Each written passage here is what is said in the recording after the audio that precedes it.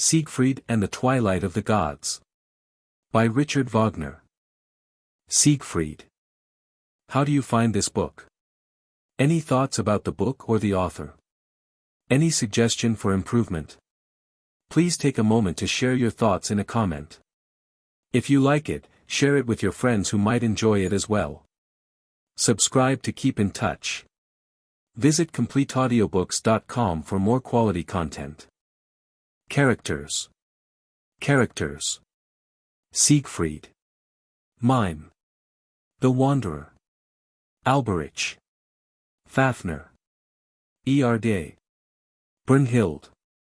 Scenes of action. Act I. A cave in a wood. Act II. Depths of the wood. Act III. Wild region at the foot of a rocky mountain. Afterwards, summit of Brünnhilde's rock. The first act. A rocky cavern in a wood, in which stands a naturally formed smith's forge, with big bellows. Mime sits in front of the anvil, busily hammering at a sword. Mime, who has been hammering with a small hammer, stops working. Slavery. Worry. Labor all lost. The strongest sword that ever I forged, that the hands of giants fitly might wield. This insolent urchin, for whom it is fashioned, can snap in two at one stroke, as if the thing were a toy. Mime throws the sword on the anvil ill-humoredly, and with his arms akimbo gazes thoughtfully on the ground. There is one sword that he could not shatter. Nothung splinters would baffle his strength. Could I but forge those doughty fragments, that all my skill cannot weld anew. Could I but forge the weapon, shame and toil would win their reward. He sinks further back, his head bowed in thought. Fafner, the dragon grim, dwells in the gloomy wood, with his gruesome and grisly bulk. The Nibelung horde, yonder he guards. Siegfried, lusty and young, would slay him without ado. The Nibelung's ring would then become mine. The only sword for the deed were not hung, if it were swung by Siegfried's conquering arm. And I cannot fashion, not hung, the sword. He lays the sword in position again, and goes on hammering in deep dejection. Slavery. Worry. Labor all lost. The strongest sword that ever I forged will never serve for that difficult deed. I beat and I hammer, only to humor the boy. He snaps in two what I make, and scolds if I cease from work. He drops his hammer. Siegfried, in rough forester's dress, with a silver horn hung by a chain, bursts in boisterously from the wood. He is leading a big bear by a rope of bast, and urges him towards Mime in wanton fun. Hoi-ho! Hoi-ho! Entering. Come on, come on. Tear him. Tear him. The silly smith. Mime drops the sword in terror, and takes refuge behind the forge. While Siegfried, shouting with laughter, keeps driving the bear after him. Mime. Hence with the beast. I want not the bear. Siegfried. I come thus paired, the better to pinch thee. Bruin, ask for the sword. Mime. Hey! Let him go. There lies the weapon. It was finished today. Siegfried. Then thou art safe for today. Mime at the anvil. He lets the bear loose and strikes him on the back with the rope. Off, Bruin. I need thee no more. The bear runs back into the wood. Mime comes trembling from behind the forge. Slay all the bears thou canst, and welcome. But why thus bring the beasts home alive? Siegfried sits down to recover from his laughter. For better companions seeking than the one who sits at home. I blew my horn in the wood, till the forest glades resounded. What I asked with the note was if some good friend my glad companion would be. From the covert came a bear, who listened to me with growls, and I liked him better than thee. Though better friends I shall find. With a trusty rope I bridled the beast, to ask thee, rogue, for the weapon. He jumps up and goes towards the anvil. Mime takes up the sword to hand it to Siegfried. I made the sword keen-edged. In its sharpness thou wilt rejoice. He holds the sword anxiously in his hand, Siegfried snatches it from him. Siegfried. What matters an edge keen sharpened? Unless hard and true the steel. Testing the sword. Hey! What an idle, foolish toy. Wouldst have this pin pass for a sword? He strikes it on the anvil, so that the splinters fly about. Mime shrinks back in terror. There, take back the pieces. Pitiful bungler. 'Tis on thy skull. It should have been broken.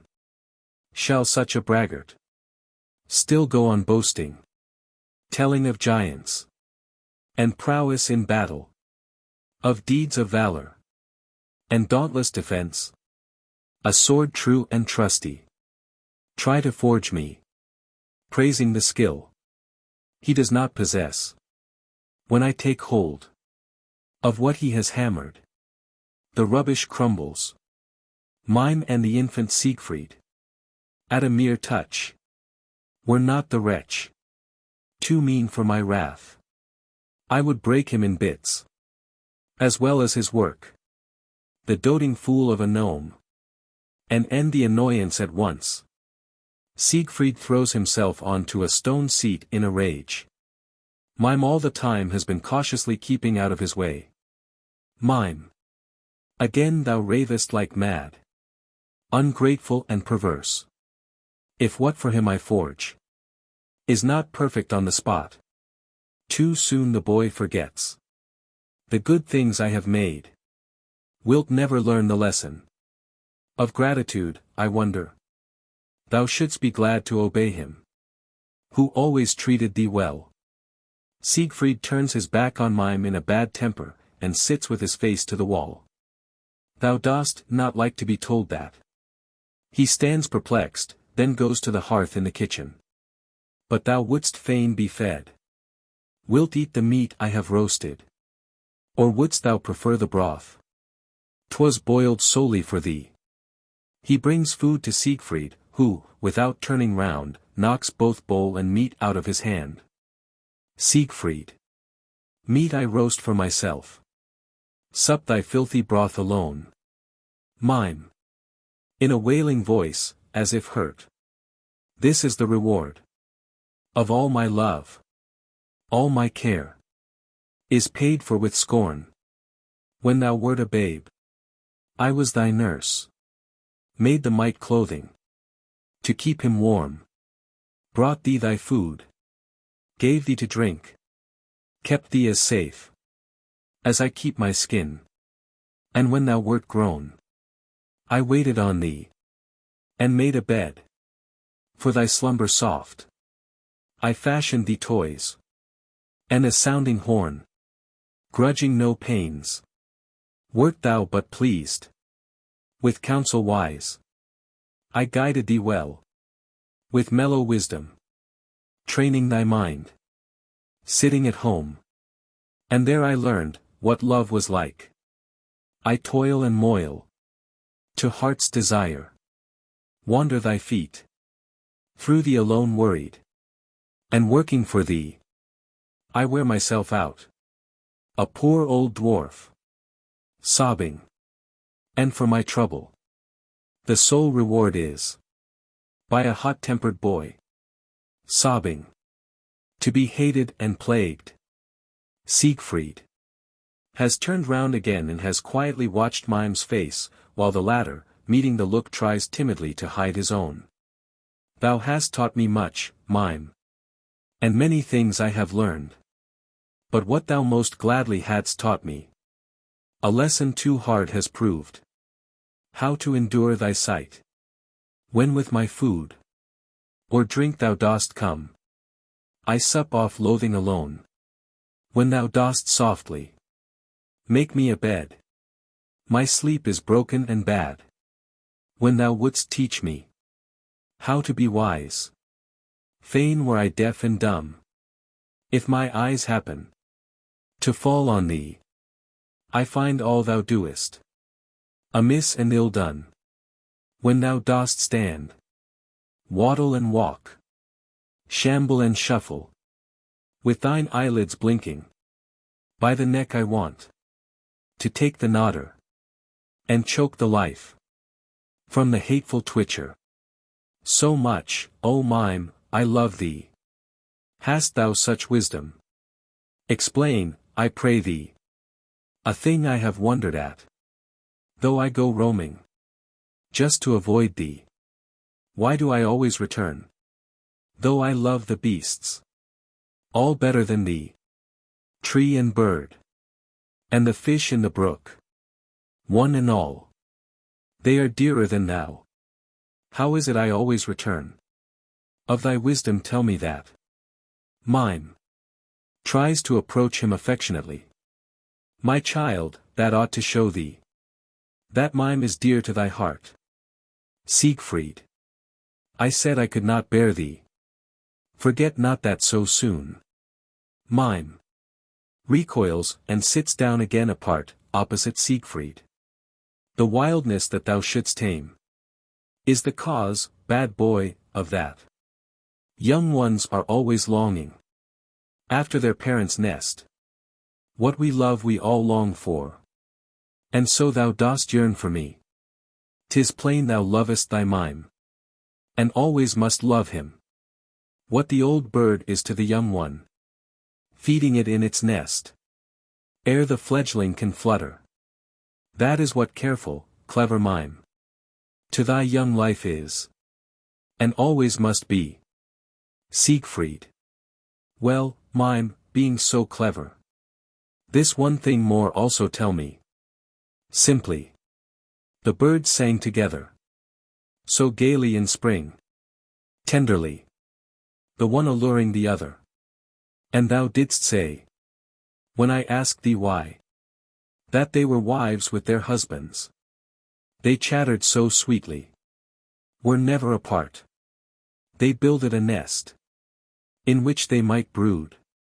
The fluttering young ones came flying out, and both took care of the young.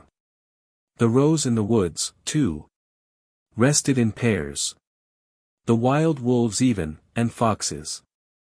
Food was found and brought by the father. The mother suckled the young ones. And there I learned what love was like. A whelp from its mother I never took. But where hast thou, mime, a wife dear and loving, that I may call her mother? Mime. Angrily. What dost thou mean? Fool, thou art mad. Art thou then a bird or a fox? Siegfried. When I was a babe, thou wert my nurse. Made the mite clothing to keep him warm. But tell me, whence did the tiny mite come?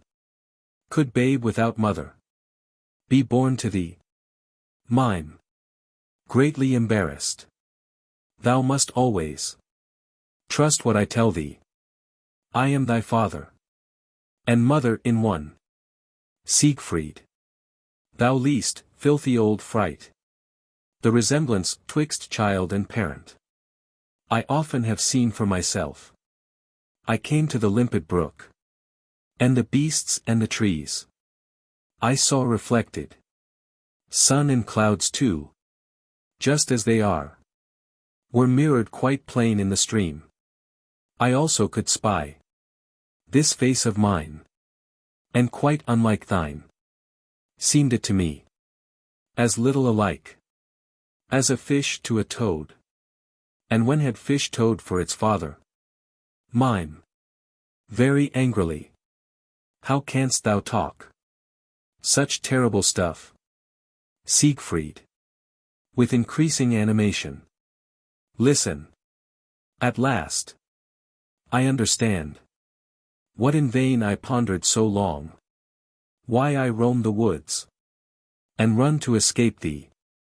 Yet return home in the end. He springs up. Siegfried sees himself in the stream. I cannot go till thou tell me. What father and mother were mine. Mime. What father? What mother? Meaningless questions. Siegfried. Springs upon Mime, and seizes him by the throat. To answer a question. Thou must be caught first. Willingly. Thou never wilt speak. Thou givest nothing. Unless forced to. How to talk. I hardly had learned. Had it not by force. Been wrung from the wretch. Come, out with it. Mangy old scamp. Who are my father and mother? Mime. After making signs with his head and hands, is released by Siegfried. Dost want to kill me outright? Hands off, and the facts thou shalt bear. As far as known to myself. O ungrateful and graceless child! Now learn the cause of thy hatred. Neither thy father, nor kinsman I. And yet thou dost owe me thy life. To me, thy one friend. A stranger wert thou. It was pity alone. Sheltered thee here. And this is all my reward. And I hoped for thanks like a fool. Mime finds the mother of Siegfried in the forest. A woman once I found. Who wept in the forest wild. I helped her here to the cave. That by the fire I might warm her. The woman bore a child here. Sadly she gave it birth. She writhed about in pain. I helped her as I could. Bitter her plight, she died. But Siegfried lived and throve. Siegfried. Slowly. My poor mother died, then, through me. Mime. To my care she commended thee. 'Twas willingly bestowed. The trouble Mime would take. The worry kind Mime endured. When thou wert a babe. I was thy nurse. Siegfried. That story I often have heard. Now say, whence came the name? Siegfried. Mime. 'Twas thus that thy mother told me to name thee. That thou mightst grow to be strong and fair. I made the mite clothing to keep it warm. Siegfried. Now tell me, what name was my mother's? Mime. In truth I hardly know. Brought thee thy food. Gave thee to drink. Siegfried. My mother's name thou must tell me. Mime. Her name I forget. Yet wait.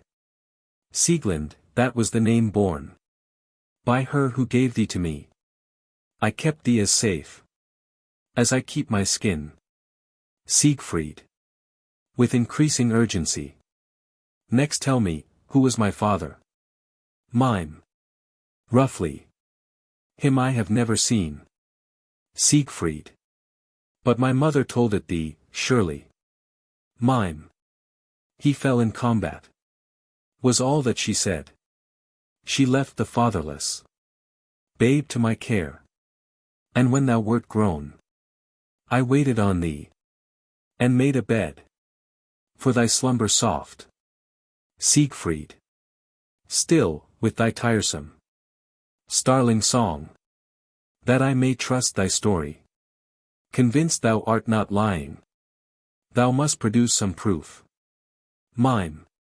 But what proof will convince thee? Siegfried. I trust thee not with my ears. I trust thee but with mine eyes. What witness speaks for thee? Mime. After some thought takes from the place where they are concealed the two pieces of a broken sword. I got this from thy mother. For trouble, food, and service. This was my sole reward. Behold, 'tis a splintered sword. She said, 'twas borne by thy father. In the fatal fight when he fell. Siegfried. Enthusiastically. And thou shalt forge these fragments together, and furnish my rightful sword.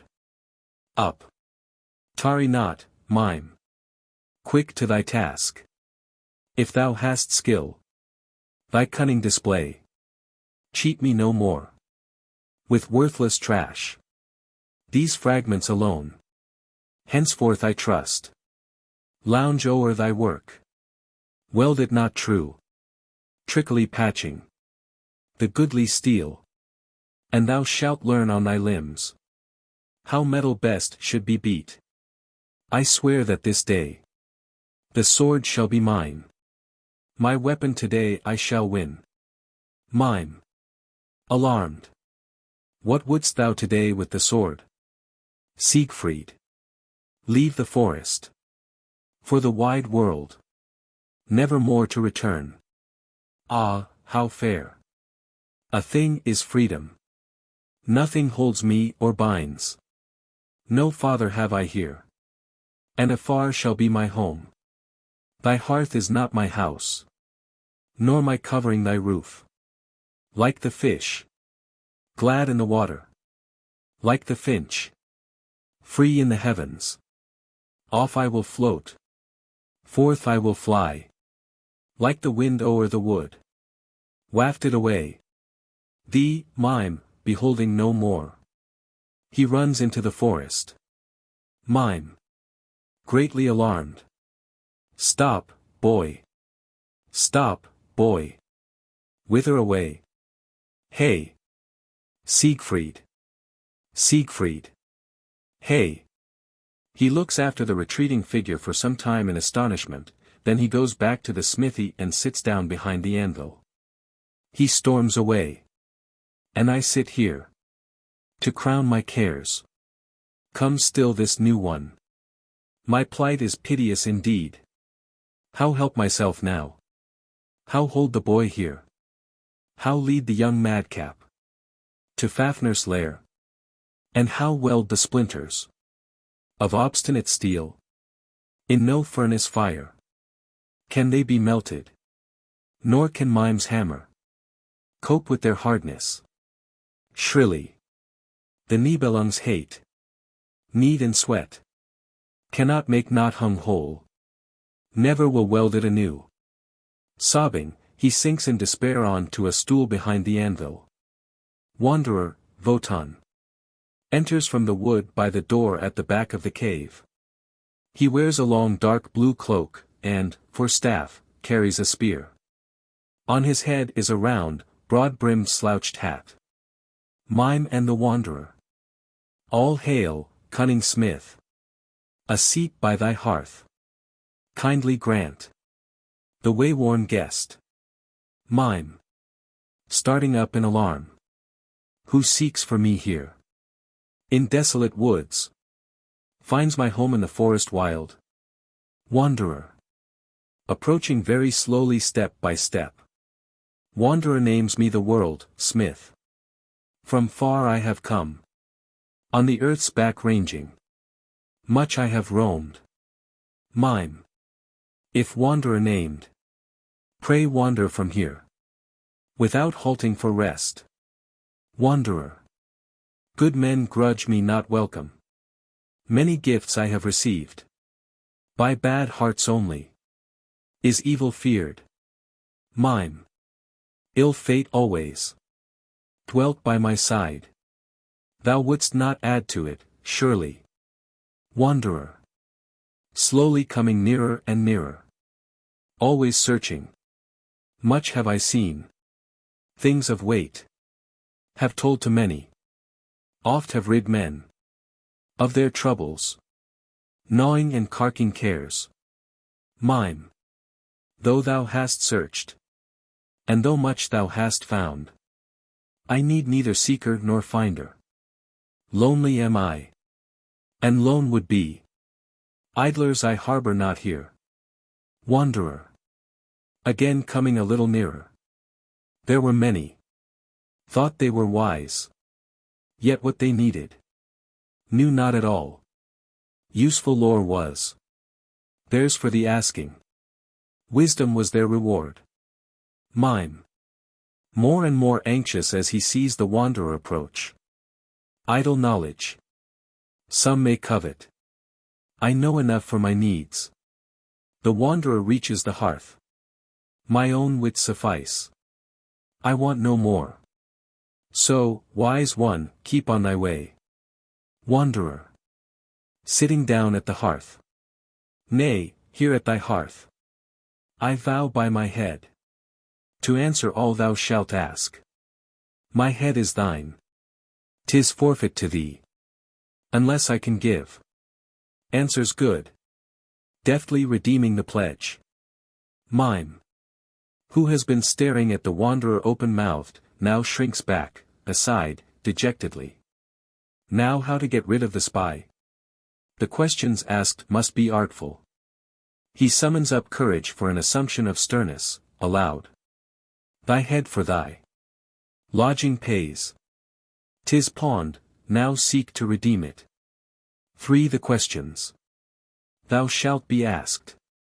Wanderer. Thrice then I must answer. Mime. Pulls himself together and reflects. Since, far on the back of the wide earth roving, thy feet have ranged o'er the world. Come, answer me this. Tell me what race dwells in the earth's deep gorges. Wanderer. In the depths of earth. The Nibelungs have their home. Nibelheim is their land. Black elves they all are.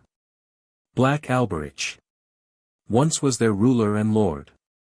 He subdued the busy folk by a ring, gifted with magical might.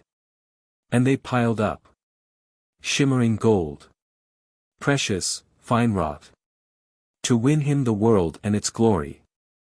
Proceed with thy questions, dwarf. Mime. Sinks into deeper and deeper meditation.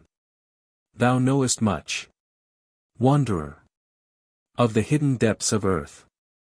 Now, answer me this. Tell me what race breathes on earth's back and moves there. Wanderer.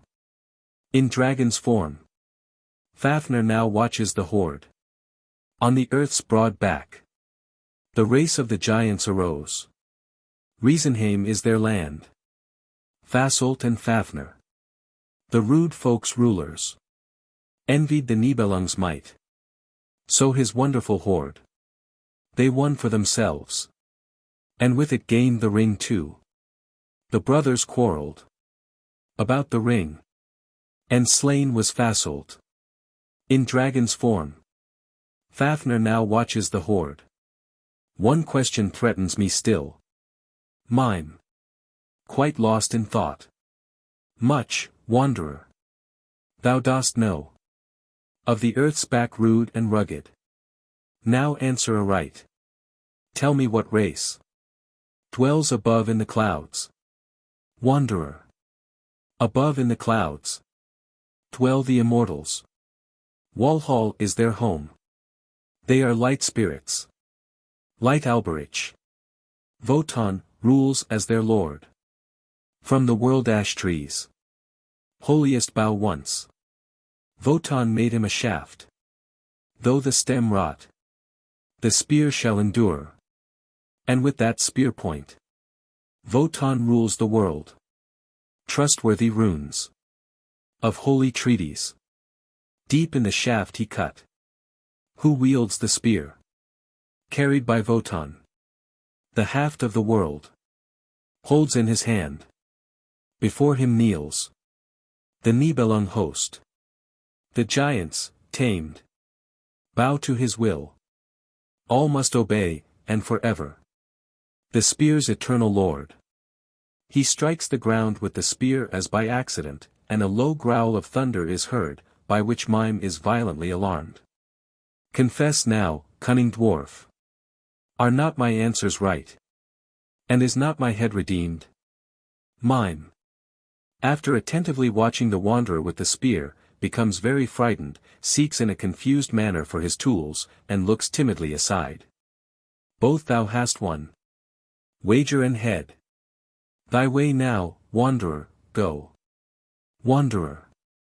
Knowledge useful to thee. Thou wert to ask for. Forfeit my head if I failed. Forfeit be thine. Knowest thou not the thing it would serve thee to know? Greeting thou gavest me not. My head into thy hand I gave, that I might rest by thy hearth. By wager fair. Forfeit thy head. Canst thou not answer 3 things when asked? So sharpen well, Mime, thy wits. Mime. Very much frightened, and after much hesitation, at last composes himself with timid submission. Long it is since I left my land. Long it seems to me since I was born. I saw here the eye of Wotan shine, peering into my cave. His glance dazes my mother wit. But well were it now to be wise. Come then, wanderer, ask. Perhaps fortune will favor the dwarf, and redeem his head. Wanderer. Comfortably sitting down again. Then first, honest dwarf.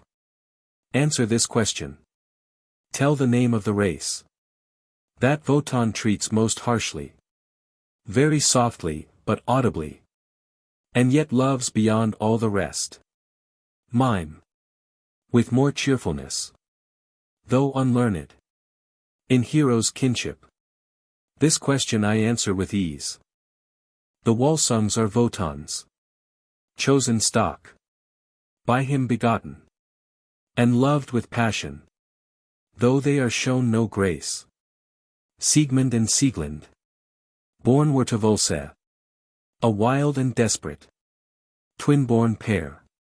Siegfried had they as son. The strongest shoot from the tree. My head, say, is it still, wanderer, mine? Wanderer. Pleasantly. How well thou knowest. And namest the race. Rogue, I see thou art clever. The foremost question thou hast solved. The second answer me, dwarf. A crafty Nibelung shelters Siegfried, hoping he will slay Fafner, that the dwarf may be lord of the horde. The ring being his. Say, what sword? If Fafner to fall is, must be by Siegfried swung. Mime. Forgetting his present situation more and more, rubs his hands joyfully. Nothung is the name of the sword. Into an ash tree's stem. Wotan struck it. One only might bear it. He who could draw it forth. The strongest heroes tried it and failed. Only by Siegmund was it done. Well, he fought with the sword, till on Wotan's spear it was split. By a crafty smith are the fragments kept. For he knows that alone, with the Wotan sword, a brave and foolish boy, Siegfried, can slay the foe. Much pleased. A second time. My head have I saved. Wanderer. Laughing. The wisest of wise ones. Thou must be, surely. Who else could so clever be? But wouldst thou by craft employ the boy hero as instrument of thy purpose? With one question more I threaten thee. Tell me, thou artful armorer, whose skill from the doughty splinters Nothung the sword shall fashion. Mime starts up in great terror. The splinters. The sword. Alas! My head reels. What shall I do? What can I say? Accursed sword. I was mad to steal it. A perilous pass. It has brought me to. Always too hard. To yield to my hammer. Rivet, solder. Useless are both. He throws his tools about as if he had gone crazy, and breaks out in utter despair. The cleverest smith living has failed. And, that being so, Who shall succeed? How read aright such a riddle? Wanderer has risen quietly from the hearth. 3 things thou wert to ask me. Thrice was I to reply.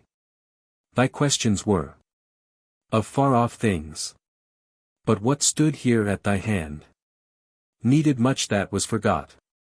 Now that I guess it, thou goest crazed. And won by me is the cunning one's head. Now, Fafner's dauntless subduer. Here, thou death-doomed dwarf. By him who knows not how to fear. Nothung shall be forged. Mime stares at him, he turns to go. So ward thy head. Well, from today I leave it forfeit to him who has never learned to fear. He turns away smiling, and disappears quickly in the wood. Mime has sunk onto the bench overwhelmed. Mime stares before him into the sunlit wood, and begins to tremble more and more violently. Accursed light! The air is on fire. What flickers and flashes? What buzzes and whirs? What sways there and swings and circles about?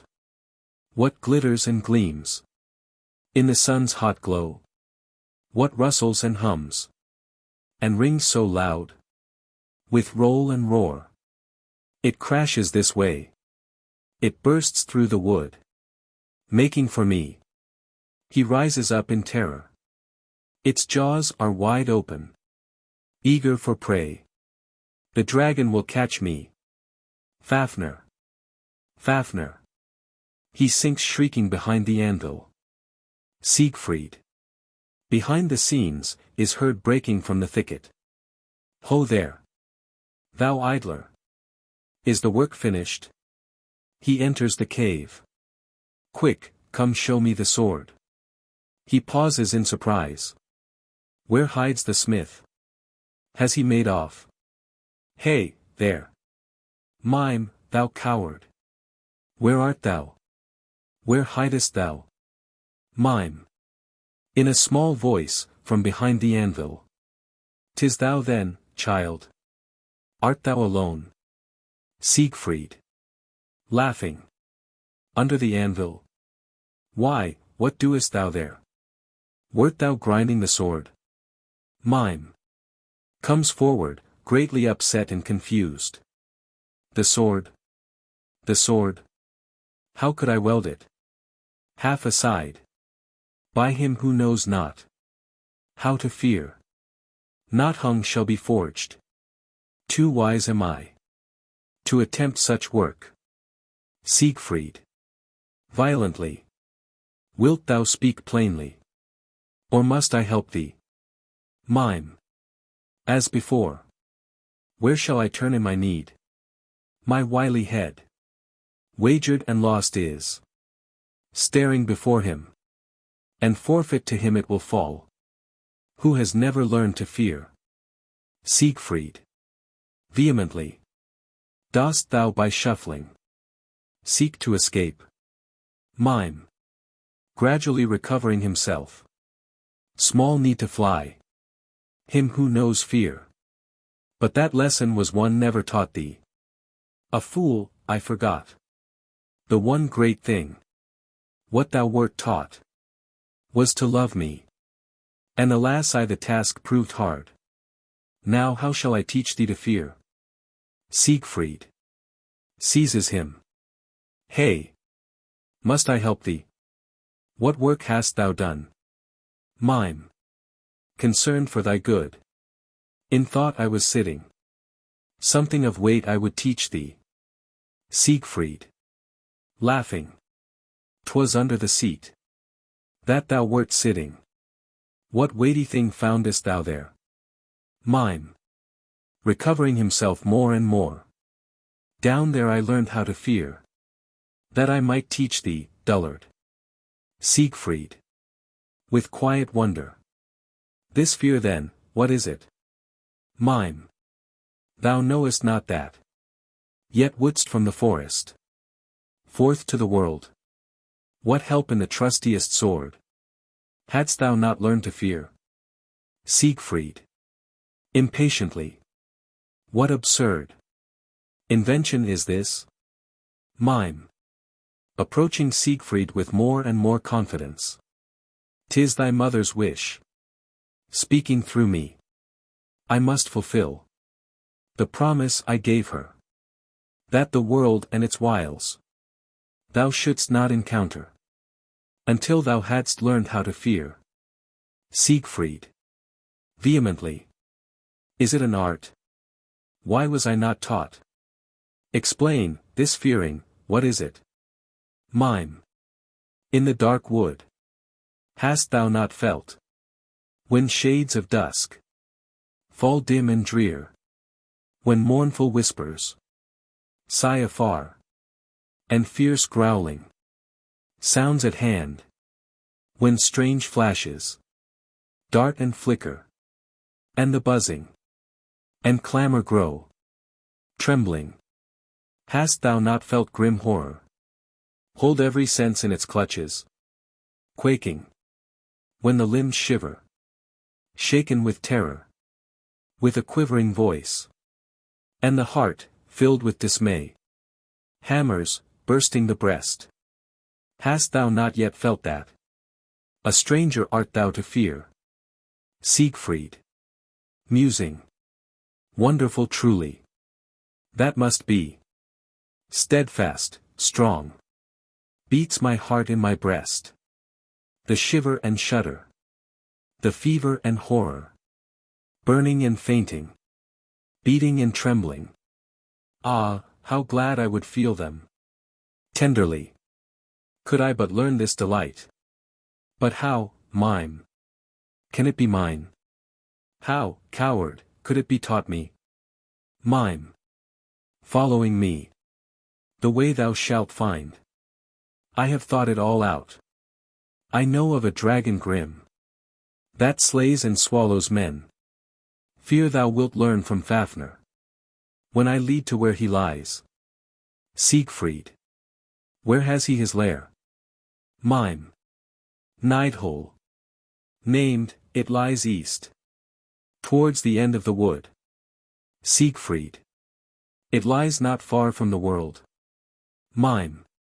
The world is quite close to the cave. Siegfried. That I may learn what this fear is. Lead me there straightway.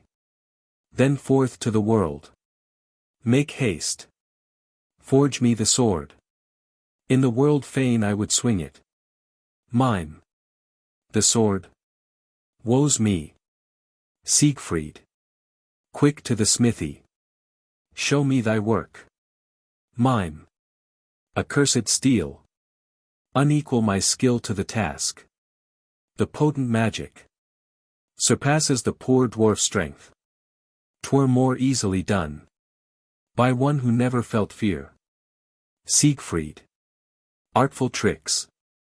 The idler would play me. He is a bungler. He should confess. And not seek to lie his way out. Here with the splinters.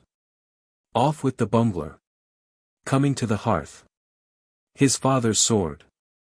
Siegfried will weld. By him shall it be forged. Flinging Mime's tools about, he sets himself impetuously to work. Mime. If thou hadst practiced thy craft with care, thou wouldst have profited now. But thou wert far too lazy to learn. And now at need canst do nothing. Siegfried. Where the master has failed. What hope for the scholar? Had he obeyed him in all? He makes a contemptuous grimace at him. Be off with thee. Meddle no more. In case with the steel I melt thee. He has heaped a large quantity of charcoal on the hearth, and keeps blowing the fire, while he screws up the pieces of the sword in a vise and files them to shavings. Mime. Who has sat down a little way off, watches Siegfried at work. Why file it to bits? There is the solder. All fused, ready to hand. Siegfried. Off with the pap. I need it not. With paste I fashion no sword. Mime. Now the file is ruined. The rasp is useless. Why grind thus the steel to splinters? Siegfried. It must be shivered. And ground into shreds. Only so can splinters be patched. He goes on filing with great energy. Mime. Aside. I see a craftsman. Is useless here. By his own folly the fool is best served. Look how he toils. With lusty strokes. The steel disappears. And still he keeps cool. Siegfried has blown the fire to a bright flame. The forging of Nothung. Though I am as old as cave and wood. The like I never yet saw. While Siegfried continues to file the piece of the sword impetuously, Mime seats himself a little further off. He will forge the sword. I see it plain. Boldly welded anew. The wanderer was right. Where shall I hide my luckless head? If nothing teaches him fear, forfeit it falls to the boy. Springing up and bending down in growing agitation. But woe to Mime. If Siegfried learn fear, the dragon will never be slain. And, if so, how gain the ring? Accursed dilemma. Would I escape? I must find out some way of subduing the boy for myself. Siegfried has now filed down the pieces, and puts the filings in a crucible, which he places on the fire. Hey, Mime. The name. Quick, name the sword that I have pounded to pieces. Mime starts and turns towards Siegfried. Nothung, that is the name of the sword. 'Twas thy mother told me the tale. Siegfried during the following song keeps blowing the fire with the bellows. Nothung. Nothung. Conquering sword. What blow, I wonder, broke thee? Thy keen-edged glory. I chop to chaff. The splinters now I am melting. Ho ho. Ho ho. Ho hey. Ho hey. Ho ho. Bellows blow. Brighten the flame. In the woods. A tree grew wild. It fell, by my hand hewn down. The brown-stemmed ash. To charcoal I burned. Now it lies heaped high on the hearth. Ho ho. Ho ho. Ho hey. Ho hey. Ho ho. Bellows blow. Brighten the flame. How bravely, brightly. The charcoal burns. How clear and fair its fire. With showering sparks. It leaps and glows. Ho hey. Ho ho. Ho hey. Dissolving the splintered steel. Ho ho. Ho ho. Ho hey. Ho hey. Ho ho. Bellows, blow. Brighten the flame. Ho ho. Ho ho. Ho ho, ho hey. Ho hey. Nothung. Nothung. Conquering sword. Thy steel chopped to chaff is fused. In thine own sweat. Thou swimmest now. He pours the glowing contents of the crucible into a mold, which he holds up. But soon my sword thou shalt be. Mime. During the pauses in Siegfried's song, still aside, sitting at a distance. The sword he will forge. And vanquish Fafner. So much I can clearly foresee. Hoard and ring. The victor will have. How to win them both for myself.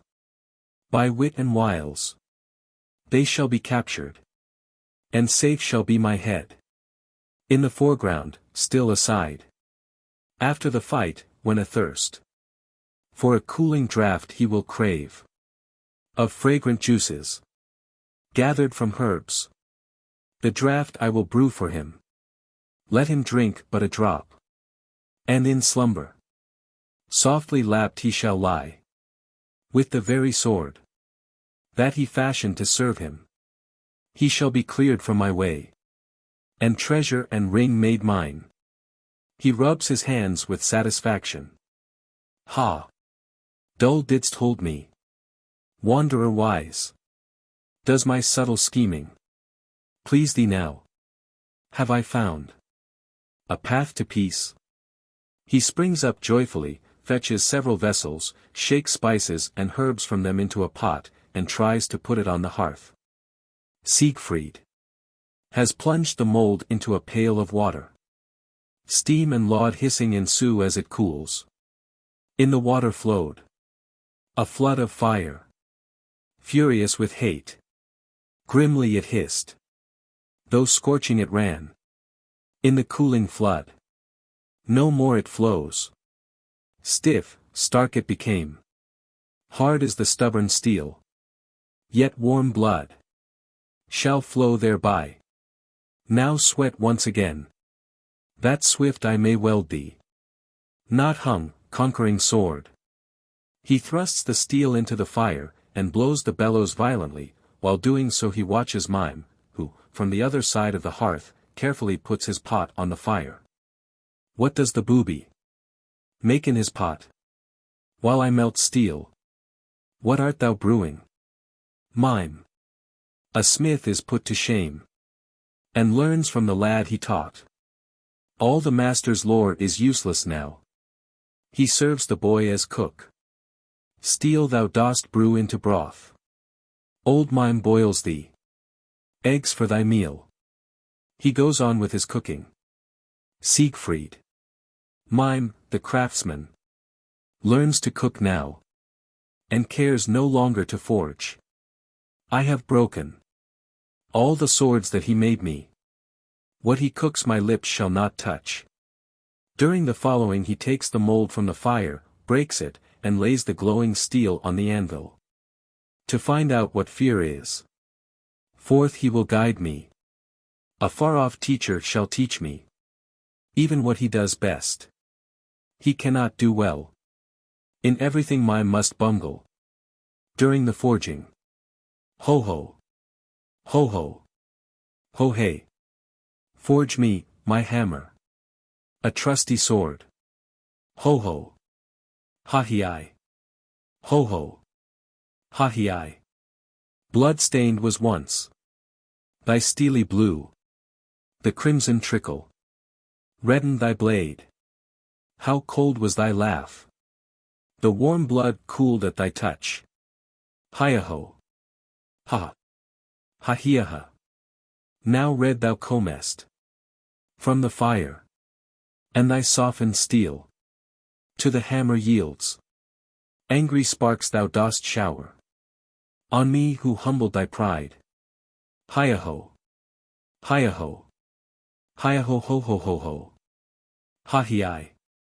Ha-he-I. Ha-he-I. Ho ho. Ho ho. Ho hey. Forge me, my hammer. A trusty sword. Ho ho. Ha-he-I. Ho ho. Ha-he-I. How I rejoice in the merry sparks. The bold look best when by anger stirred. Gay thou laughest to me, grimly though thou dost pretend. Hi-a-ho, ha-ha, ha-he-a-ha. Both heat and hammer served me well. With sturdy strokes I stretched thee straight. Now banish thy modest blush. Be as cold and hard as thou canst. Hey-ho. Hi-a-ho. Hi-a-ho ho ho ho ho. Hi-a. He swings the blade, plunges it into the pail of water, and laughs aloud at the hissing. Mime. While Siegfried is fixing the blade in the hilt, moves about in the foreground with the bottle into which he has poured the contents of the pot. Aside. He forges a sharp-edged sword. Fafner, the foe of the dwarf, is doomed. I brewed a deadly draught. Siegfried must perish. When Fafner falls, by guile the goal must be reached. Soon shall smile my reward. For the shining ring my brother once made, and which with a potent spell he endowed. The gleaming gold That gives boundless might. That ring I have won now. I am its lord. He trots briskly about with increasing satisfaction. Alberich even, whom I served, shall be the slave of Mime the dwarf. As Nibelheim's prince, I shall descend there, and all the host shall do my will. None so honored as he, the dwarf once despised. To the horde will come thronging gods and men, with increasing liveliness. The world shall cower, cowed by my nod, and at my frown shall tremble and fall. No more shall Mime labor and toil, when others win him unending wealth. Mime, the valiant, Mime is monarch, prince and ruler, lord of the world. Hey, Mime! Great luck has been thine. Had anyone dreamed of this? Siegfried, during the pauses in Mime's song, has been filing and sharpening the sword and hammering it with the small hammer. He flattens the rivets of the hilt with the last strokes, and now grasps the sword. Nothung! Nothung! Conquering sword! Once more art thou firm in thy hilt. Severed wert thou. I shaped thee anew. No second blow thy blade shall shatter. The strong steel was splintered. My father fell. The son who now lives shaped it anew. Bright gleaming to him it laughs. And for him its edge shall be keen. Swinging the sword before him. Nothung! Nothung! Conquering sword! Once more to life I have waked thee. Dead wert thou, in fragments hewn, now shining defiant and fair. Woe to all robbers! Show them thy sheen. Strike at the traitor. Cut down the rogue. See, Mime, thou smith. Thus sunders Siegfried's sword. He strikes the anvil and splits it in two from top to bottom, so that it falls asunder with a great noise.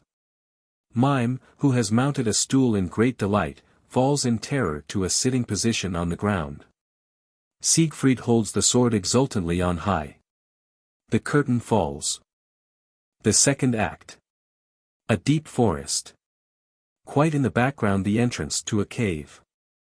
The ground rises towards a flat knoll in the middle of the stage, and slopes down again towards the back, so that only the upper part of the entrance to the cave is visible to the audience. To the left a fissured cliff is seen through the trees. It is night, the darkness being deepest at the back, where at first the eye can distinguish nothing at all. Alberich, lying by the cliff, gloomily brooding. In night drear woods. By nighthole I keep watch. With ear alert. Keen and anxious eye. Timid day. Tremblest thou forth? Pale art thou dawning. Athwart the dark. A storm arises in the wood on the right, and from the same quarter there shines down a bluish light. What comes yonder, gleaming bright? Nearer shimmers a radiant form. It runs like a horse and it shines. Breaks through the wood. Rushing this way. Is it the dragon slayer? Can it mean Fafner's death? The wind subsides, the light vanishes. The glow has gone. It has faded and died. All is darkness. Who comes there, shining in shadow? Wanderer. Enters from the wood, and stops opposite Alberich. To nighthole. By night I have come. In the dark who is hiding there? As from a sudden rent in the clouds moonlight streams forth and lights up the wanderer's figure. Alberich recognizes the wanderer and shrinks back at first in alarm, but immediately after breaks out in violent fury. "'Tis thou who comest thus. What wilt thou here? Go, get thee hence. Begone, thou insolent thief. Wanderer. Quietly. Schwartz Alberich wanders here. Guardest thou Fafner's house? Alberich. Art thou intent on mischief again? Linger not here. Off with thee straightway. Has grief enough not deluged the earth through thy guile? Spare it further. Sorrow, thou wretch. Wanderer. I come as watcher, not as worker. The wanderer's way who bars. Alberich. Thou arch, pestilent plotter. Were I still the blind, silly fool that I was, when I was bound thy captive, how easy were it to steal the ring again from me. Beware. For thy cunning I know well, mockingly, and of thy weakness I am fully aware too. Thy debts were cancelled, paid with my treasure, my ring guerdoned. The giant's toil, who raised thy citadel high, still on the mighty haft of thy spear there. The runes are written plain, of the compact made with the churls, and of that which by labor they won. Thou dost not dare to despoil them. Thy spear's strong shaft thou thyself wouldst split. The staff that makes thee master of all would crumble to dust in thy hand. Wanderer. By the steadfast runes of treaties thou hast not, base one, been bound. On thee my spear may spend its strength, so keen I keep it for war. Alberich. How dire thy threats! How bold thy defiance! And yet full of fear is thy heart, foredoomed to death. Through my curse is he who now guards the treasure. Whate'er will succeed him? Will the hoard all desire belong as before to the Nibelung, that gnaws thee with ceaseless torment?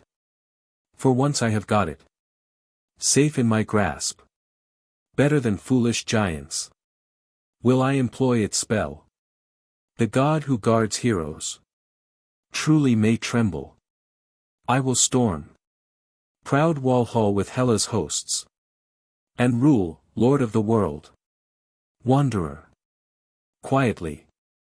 Thy design I know well, but little I care. Who wins the ring will rule by its might. Alberich.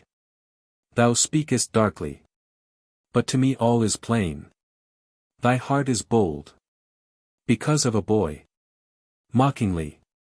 A hero begot of thy blood. Hast thou not fostered a stripling, to pluck the fruit thou durst not? With growing violence, pluck frankly for thyself. Wanderer. Lightly. With me 'tis useless to wrangle, but mine thou shouldst beware.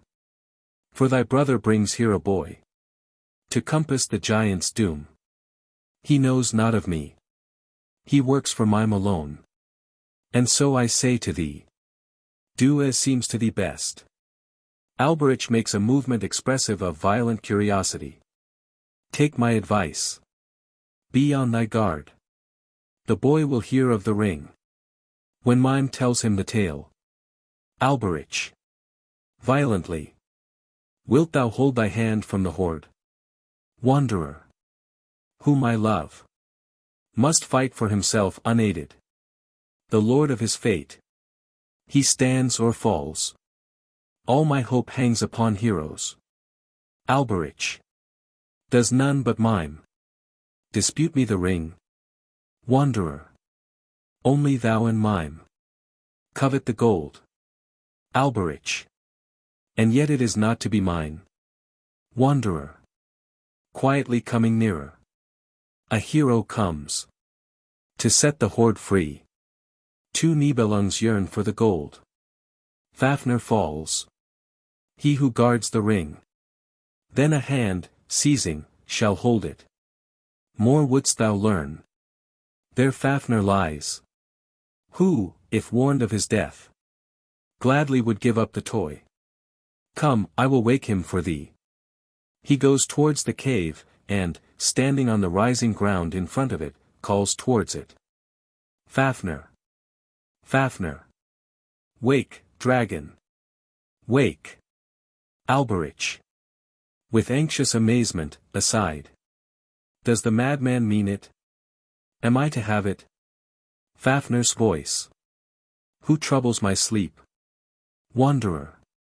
Facing the cave. A well-wisher comes. To warn thee of danger. Thy doom can he averted. If thou wilt pay the price. With the treasure that thou guardest. He leans his ear towards the cave, listening. Fafner's voice. What would he? Alberich. Has come to the wanderer and calls into the cave. Waken, Fafner. Dragon, awake. A doughty hero comes. To try his strength against thine. Fafner's voice. I want a meal. Wanderer. Bold is the boy and strong. Sharp-edged is his sword. Alberich. The ring he seeks. Nothing besides. Give me the ring, and so. The strife shall be stayed. Still guarding the hoard. In peace shalt thou live long. Fafner. Yawning. I have and I hold. Let me slumber. Wanderer. Laughs aloud and then turns again to Alberich. Well, Alberich. That ruse failed. But call me rogue no more. This one thing thou shouldst never forget. Each according to his kind must act. Nothing can change him. I leave thee the field now. Show a bold front. And try thy luck with thy brother. Thou knowest his kind perhaps better. And things unknown. Thou also shalt learn. He turns away, and disappears quickly in the wood. A storm arises and a bright light breaks forth, then both quickly cease. Alberich looks after the wanderer as he gallops off. Away on his shining horse he rides. And leaves me to care and scorn. Laugh on. Laugh on. Ye light-minded. And high-spirited. Race of immortals. One day ye shall perish. And pass. Until the gold has ceased to gleam. Will wise Alberich watch. And his hate shall prevail. He slips into the chasm at the side. The stage remains empty. Dawn. As the day dawns, Siegfried and Mime enter. Siegfried carries his sword in a sword belt of rope. Mime examines the place carefully. At last he looks towards the background, which remains in deep shadow, whilst the rising ground in the middle becomes, after a time, more and more brightly illuminated by the sun. Mime. Our journey ends here. Here we halt. Siegfried sits down under the lime tree and looks about him. So here I shall learn what fear is. A far way thou hast led me. We have wandered lone together. A whole night long in the woods. This is the last. Of thee, Mime. Can I not master my lesson here? Alone I will push forward. And never see thee again. Mime. Lad, believe me. If thou canst not learn it here and now. No other place. No other time. Ever will teach thee fear. Dost thou see that cavern yawning dark? Yonder dwells a dragon dread and grim. Horribly fierce. Enormous in size. With terrible jaws that threaten and gape. With skin and hair all at a gulp. The brute could swallow thee whole. Siegfried. Still sitting under the lime tree. 'Twere well to close up his gullet. His fangs I will therefore avoid. Mime. Poison pours from his venomous mouth. Were he to spew out spittle on thee, thy body and bones would decay. Siegfried. That the poison may not consume me, I will keep out of its reach. Mime. A serpent's tail. Sweeping he swings. Were that about thee wound. And folded close. Thy limbs would be broken like glass. Siegfried. That his swinging tail may not touch me. Warily then I must watch. But answer me this. Has the brute a heart? Mime. A pitiless, cruel heart. Siegfried. It lies, however, where all hearts lie. Brute and human alike. Mime. Of course. There, boy. The dragon's lies too. At last thou beginnest to fear. Siegfried. Who till now has been lying indolently stretched out, sits up suddenly. Not hung into his heart I will thrust. Is that what is meant by fearing? Hey, old dotard. Canst thou teach me nothing but this? With all thy craft, linger no longer by me. No fear is here to be learnt. Mime. Wait a while yet. What I have told thee seems to thee empty sound. When thou hast heard and seen him thyself, thy senses will swoon, overwhelmed. When thine eyes grow dim, and when the ground rocks, when in thy breast thy heart beats loud, very friendly, thou wilt remember who brought thee, and think of me and my love. Siegfried. Thy love is not wanted. Hast thou not heard? Out of my sight with thee. Let me alone. Begin again talking of love. And on the instant I go. The horrible winking. The nods and blinking. When shall I see the last of them, and rid be at length of the fool? Mime. Well, I will off, and rest there by the spring. Thou must stay here. And as the sun scales the sky, watch for the foe. From his cave he lumbers this way, winds and twists, past this spot, to water at the fountain. Siegfried laughs. Least thou by the spring, unchecked thither the brute shall go. He shall swallow thee down with the water, ere with my sword to the heart I stab him. So heed well what I say. Rest not beside the spring. Seek somewhere else, a far-off spot, and never more return. Mime. Thou wilt not refuse cooling refreshment when the fierce fight is over. Siegfried motions him angrily away. Call on me too, shouldst thou need counsel. Siegfried repeats the gesture with more violence.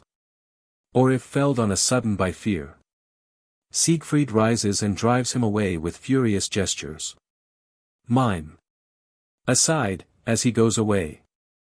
Fafner and Siegfried. Siegfried and Fafner. Might each the other but slay. He disappears in the wood on the right. Siegfried stretches himself at his ease under the lime tree, and looks after Mime as he departs. He is no father of mine. How merry of heart I feel. Never before seemed the forest fair. Never day wore as lovely a smile. For the loathed one has gone at last, to be looked on by me no more. He meditates in silence. My father, what was he like? Ha! Like me, without doubt. Had Mime by chance had a son, he would have been Mime's image. Quite as disgusting. Filthy and grey. Small and bent. Hunchbacked and halting. With ears long and hanging. Rheumy eyes running. Off with the fright. To see him makes me sick. He leans further back and looks up through the branches of the tree. Deep silence. Woodland murmurs. What could my mother, I wonder, be like? That is not so easy to picture. Very tenderly. Her clear shining eyes must have been soft and gentle like the roe deer's, only far fairer. Very softly, in fear and woe she bore me But why did she die through me? Must then all human mothers thus die on giving birth to a son? That would truly be sad. Ah, if I only could see my mother. See my mother.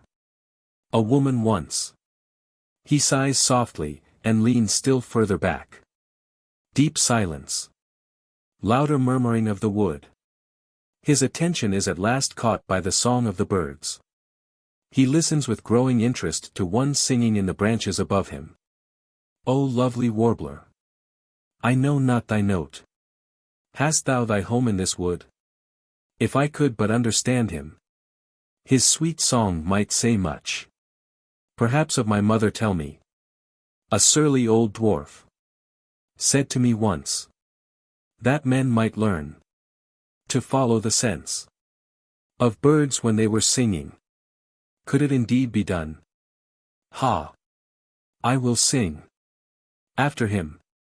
On the reed follow him sweetly, though wanting the words, repeating his measure, singing what is his language.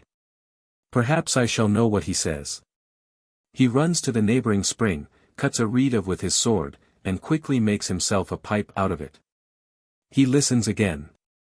He stops to hear. So now for my song.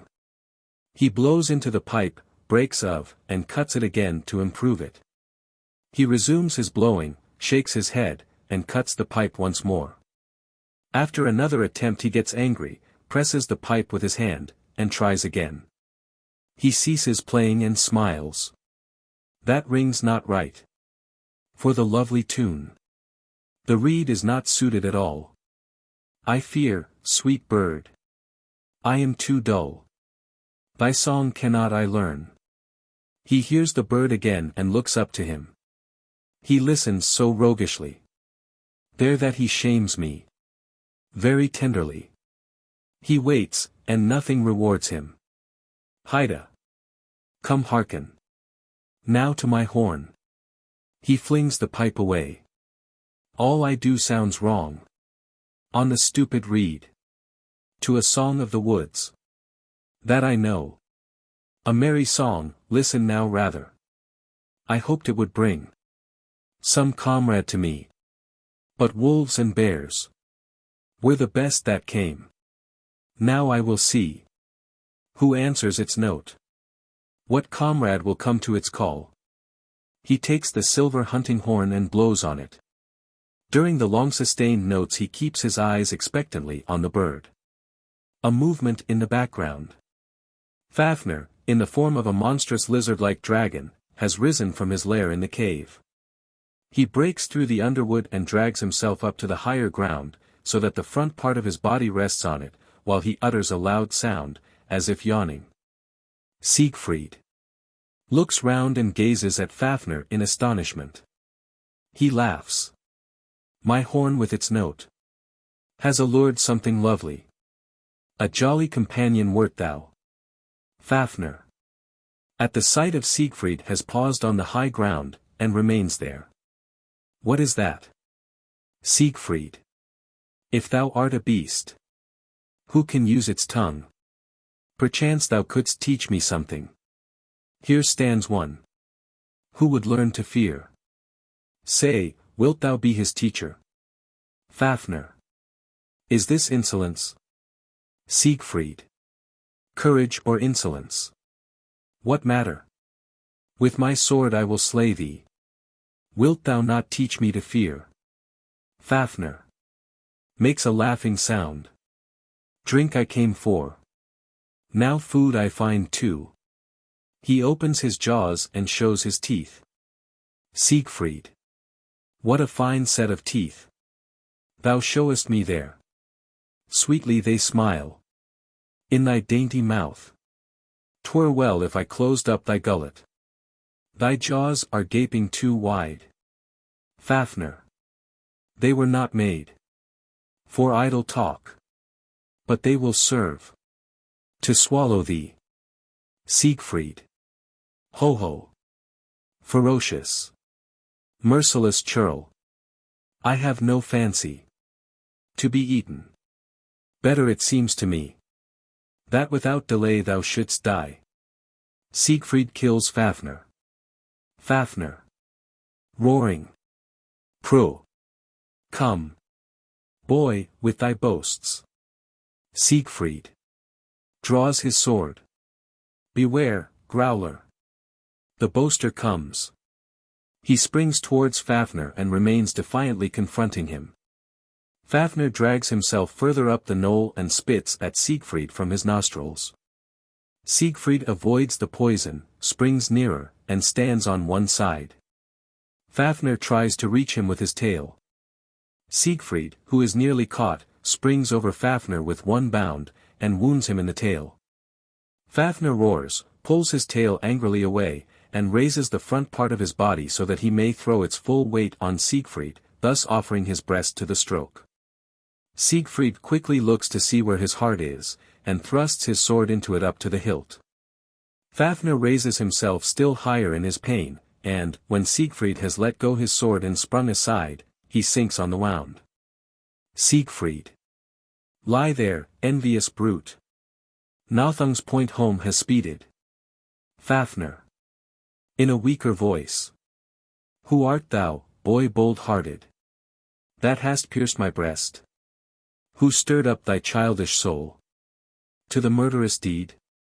Thy brain schemed not the harm wrought by thy hand. Siegfried. Not much have I learned. Not even who I am. Thou thyself with thy taunting stirred me to fight and to slay. Fafner. O boy bright-eyed! Who knowest not yet who thou art? Whom thou hast murdered? Hear from me. Two mighty giants there were. Fasolt and Fafner.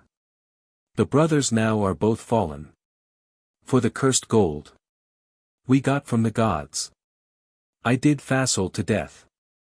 He who now guards the hoard as dragon. Fafner, the last remaining, falls, by a rosy boy slain. Boy in thy bloom, watch and be wary. He who stirred thee blind to this deed takes thought how to compass thy death. Dying. Mark the ending. Think on me. Siegfried. Who was my father? Tell, if thou canst. Dying, thou showest. Wild one, much wisdom. Siegfried my name is, haply. That may help thee to guess. Fafner. Siegfried. He raises himself and dies. Siegfried. The dead can tell no tidings. My living sword, lead. Lead onward, my sword. Fafner has rolled to the side in dying. Siegfried now draws the sword from his breast. In doing so his hand gets sprinkled with the blood. He draws it back quickly. The hot blood burns like fire. Involuntarily he raises his fingers to his mouth to suck the blood from them. As he looks musingly before him his attention becomes more and more attracted by the singing of the birds. I almost seem to hear the birds speaking to me. Is there a spell? Perhaps, in the blood? The curious bird up there. Hark! He sings to me. Voice of the wood bird. From the branches of the lime tree above Siegfried. Hey! Siegfried now owns all the Nibelung hoard. Oh! Could he the hoard? The hot blood burns like fire. In the cave but find Tarnhelm, if he could but win it. Would help him to deeds of renown. And could he discover the ring? It would make him the lord of the world. Siegfried has listened holding his breath and beaming with delight. Thanks, bonny bird. For the counsel good. I follow the call. He turns towards the back and descends to the cave, where he at once disappears. Mime steals up, looking about him timidly to assure himself of Fafner's death. At the same time Alberich comes out of the cleft on the opposite side. He observes Mime, rushes on him and bars his way, as the latter turns towards the cave. Alberich. On what errand? Furtive and sly. Knave, dost thou slink? Mime. Accursed brother. That thou shouldst come. What brings thee here? Alberich. Rogue, has my gold provoked thy greed? Dost covet my goods? Mime. Get thee gone quickly. This corner is mine. What huntest thou here? Alberich. Have I disturbed thee? Thief, at thy work. Secret and sly. Mime.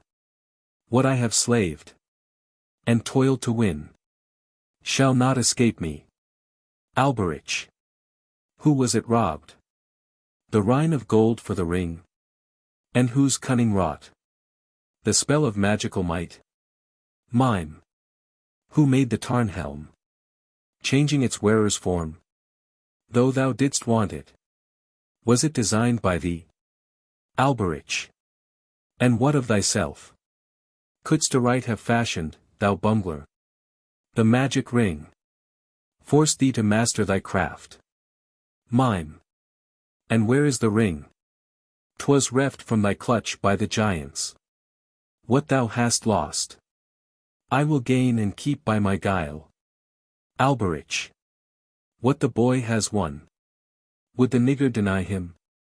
'Tis not thine, the hero, who won it is now its lord. Mime. I brought him up. For my pains now he shall pay. For its reward, my trouble has waited too long. Alberich. Just for rearing him, the old niggardly, beggarly knave, bold as brass, a king now would become. The ring would befit better a dog than bumpkin like thee. Never to thee the magical ring shall fall. Mime. Scratches his head. Well, keep it, then, and guard with care the gleaming gold. The dwarfs quarreling over the body of Fafner. Be thou lord, but treat me as a brother. Give me against it Tarnhelm for toy, fairly exchanged. Divided thus, there will be booty for both. He rubs his hands confidingly. Alberich. With a mocking laugh. Share it with thee. And the Tarnhelm too. How sly thou art. I could never sleep for a moment safely. Mime. Beside himself. Would I not even strike a bargain? I must go bare, beggared of gain. Thou wouldst leave me with nothing. Shrieking. Alberich. Nothing, not so much as a nail shall fall to thy portion. Mime. In a fury. Neither ring nor Tarnhelm shall thy hand touch, then. 'Tis I will not share. I will call on Siegfried. Summon the aid of his keen-edged sword. The lad will make short work, dear brother, of thee. Alberich. Siegfried having appeared in the background. Turn and look there. From the cavern hither he comes. Mime. He will have chosen trivial toys. Alberich. He bears the Tarnhelm. Mime. Also the ring. Alberich. Cursed luck. The ring. Mime. Laughing maliciously. Get him to give thee the ring now. 'Tis I, not thou, who shall win it. Alberich. And yet to its lord must it at last be surrendered. He disappears in the cleft. During the foregoing Siegfried, with Tarnhelm and ring, has come slowly and meditatively from the cave. He regards his booty thoughtfully, and stops on the knoll in the middle of the stage. Siegfried. I do not know. Of what use ye are, I chose you from out the heaped-up hoard, because of friendly advice. Meanwhile, of this day, be ye warned as witness, recalling to mind how with fallen Fafner I fought, and yet could not learn how to fear. He hangs the Tarnhelm on his girdle and puts the ring on his finger. Silence. His notice is involuntarily drawn to the bird again, and he listens to him with breathless attention. The woodbird's voice. Hey! Siegfried now owns both the helm and the ring. Oh! Let him not listen to Mime, the false. He were wise to be wary of Mime's treacherous tongue. He will understand Mime's secret intent, because he has tasted the blood. Siegfried's mien and gestures show that he has understood the bird's song. He sees Mime approaching, and remains without moving, leaning on his sword, observant and self-contained, in his place on the knoll till the close of the following scene. Mime steals forward and observes Siegfried from the foreground. He weighs in his mind the booty's worth. Can there by chance have come this way a wanderer wise, who talked to the child, and taught him crafty runes, doubly sly? Be then the dwarf. My snares must be cunning, cleverly set, that with cajoling and wily falsehoods the insolent boy I may fool. He goes nearer to Siegfried and welcomes him with flattering gestures. Ha! Welcome, Siegfried. Say, bold fighter, hast thou been taught how to fear? Siegfried. A teacher still is to find. Mime. But the dragon grim has fallen before thee. A fell and fierce monster was he. Siegfried. Though grim and spiteful the brute, I grieve over his death, while there live still, unpunished, blacker scoundrels than he was. The one who bade me slay, I hate far more than the slain. Mime. Very friendly. Have patience. Thou wilt not look on me long. Sweetly. In endless sleep. Soon thine eyelids will be sealed. Thy uses are over. As if praising him. Done is the deed. The only task left for me is to win the booty.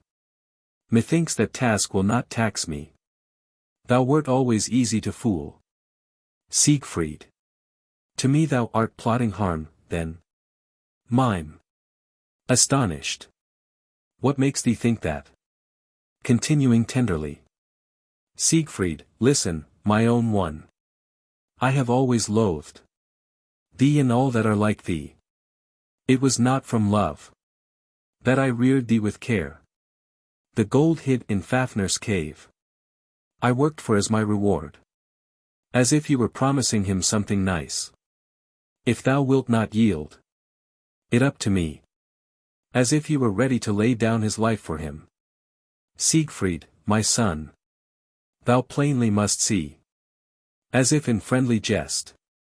I have no choice but to slay thee. Siegfried. That I am hated pleases me. But must I lose my life for thy pleasure? Mime. Angrily. I never said that. Thou hast made a mistake. See, thou art weary from stress of strife, burning with fever and thirst. Mime, the kind one, to cool thy thirst, brought a quickening draught. While thy blade thou didst melt, I brewed thee the drink. Touch it, and straight thy sword shall be mine, and mine the hoard and Tarnhelm too. Tittering. Siegfried. So thou of my sword, and all it has won me, ring and booty wouldst rob me? Mime. Violently. Why wilt mistake so my words? Do I drivel or dote? I use the utmost pains with my speech, that what in my heart I mean may be hidden. And the stupid boy misunderstands what I say. Open thy ears, boy, and attend to me. Hear, now, what mime means. Take this, the drink will refresh thee, as my drinks oft have done. Many a time. When fretful and bad, though loath enough, the draughts I brought thou hast swallowed.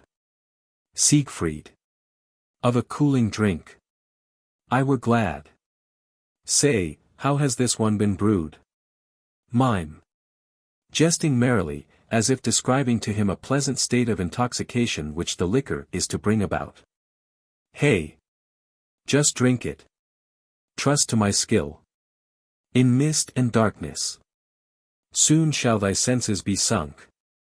None to watch or ward them. Stark stretched shall thy limbs be. Thou lying thus, 'twere not hard to take the booty and hide it. But wert thou to awake, nevermore would Mime be safe, even owning the ring. So with the sword he has made so sharp, with a gesture of extravagant joy. First I will hack the child's head off, then I shall have both rest and the ring. Tittering.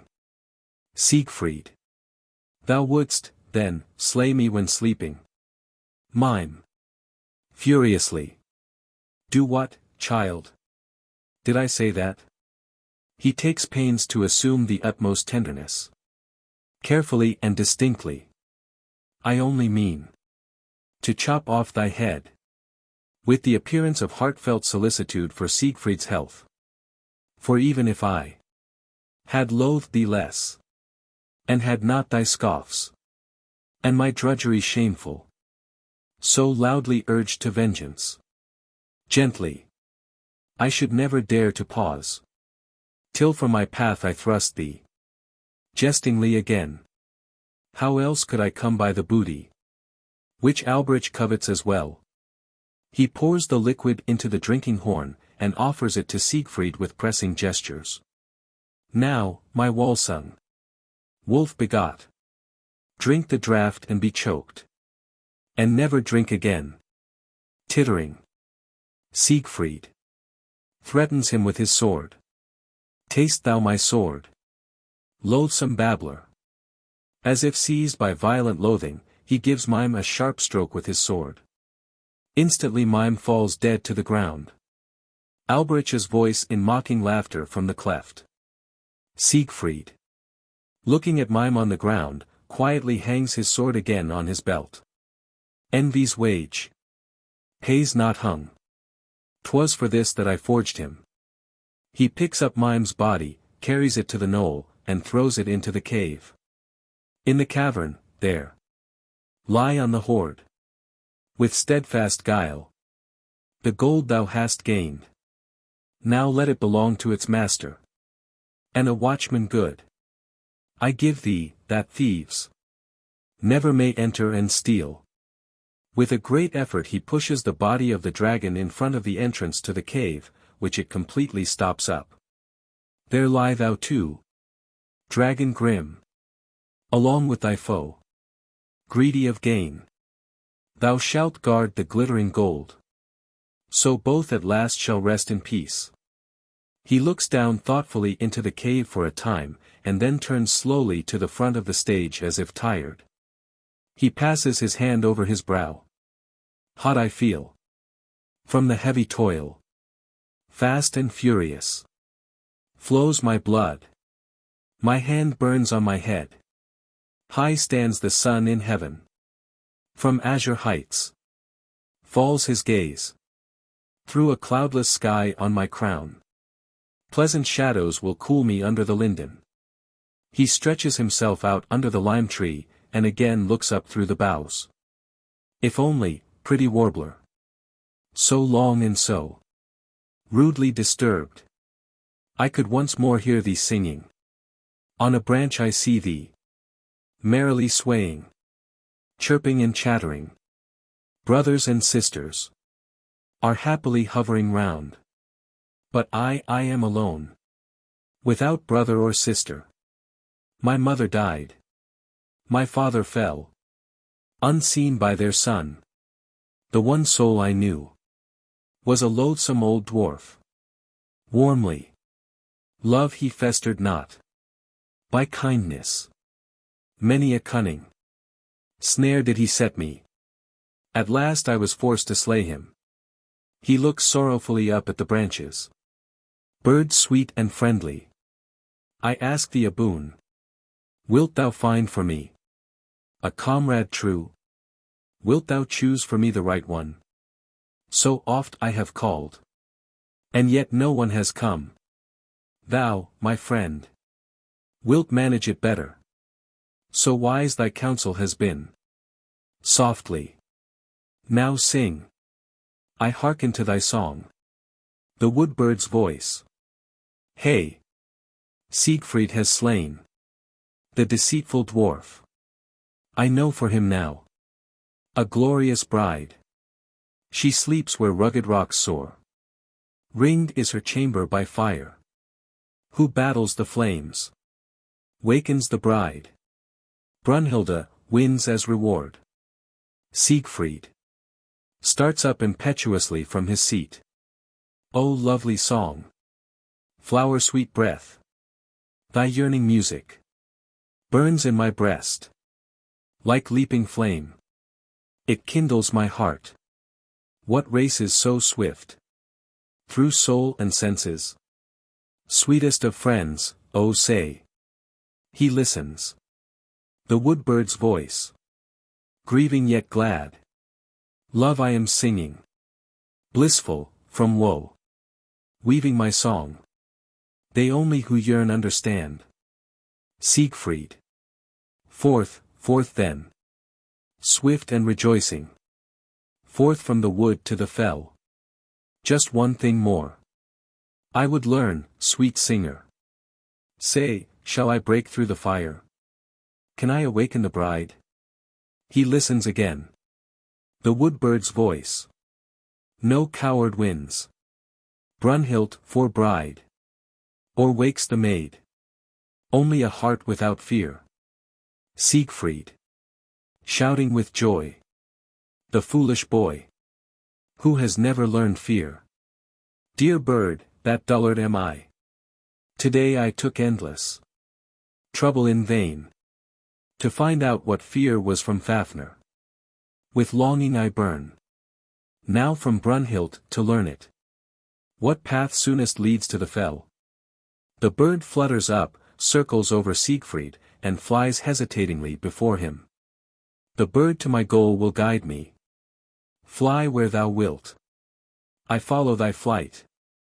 He runs after the bird, who for a time flies uncertainly hither and thither to tease him. At last he follows him, when, taking a definite direction towards the back, the bird flies away. The third act. A wild spot at the foot of a rocky mountain which rises precipitously at the back on the left. Night, storm, lightning and violent thunder. The latter ceases shortly, but the lightning continues to flash from the clouds for some time. The wanderer enters and walks resolutely towards a cavernous opening in a rock in the foreground, and takes up his position there, leaning on his spear, while he calls the following towards the entrance to the cave. Wanderer. Waken, Walla. Walla. Awake.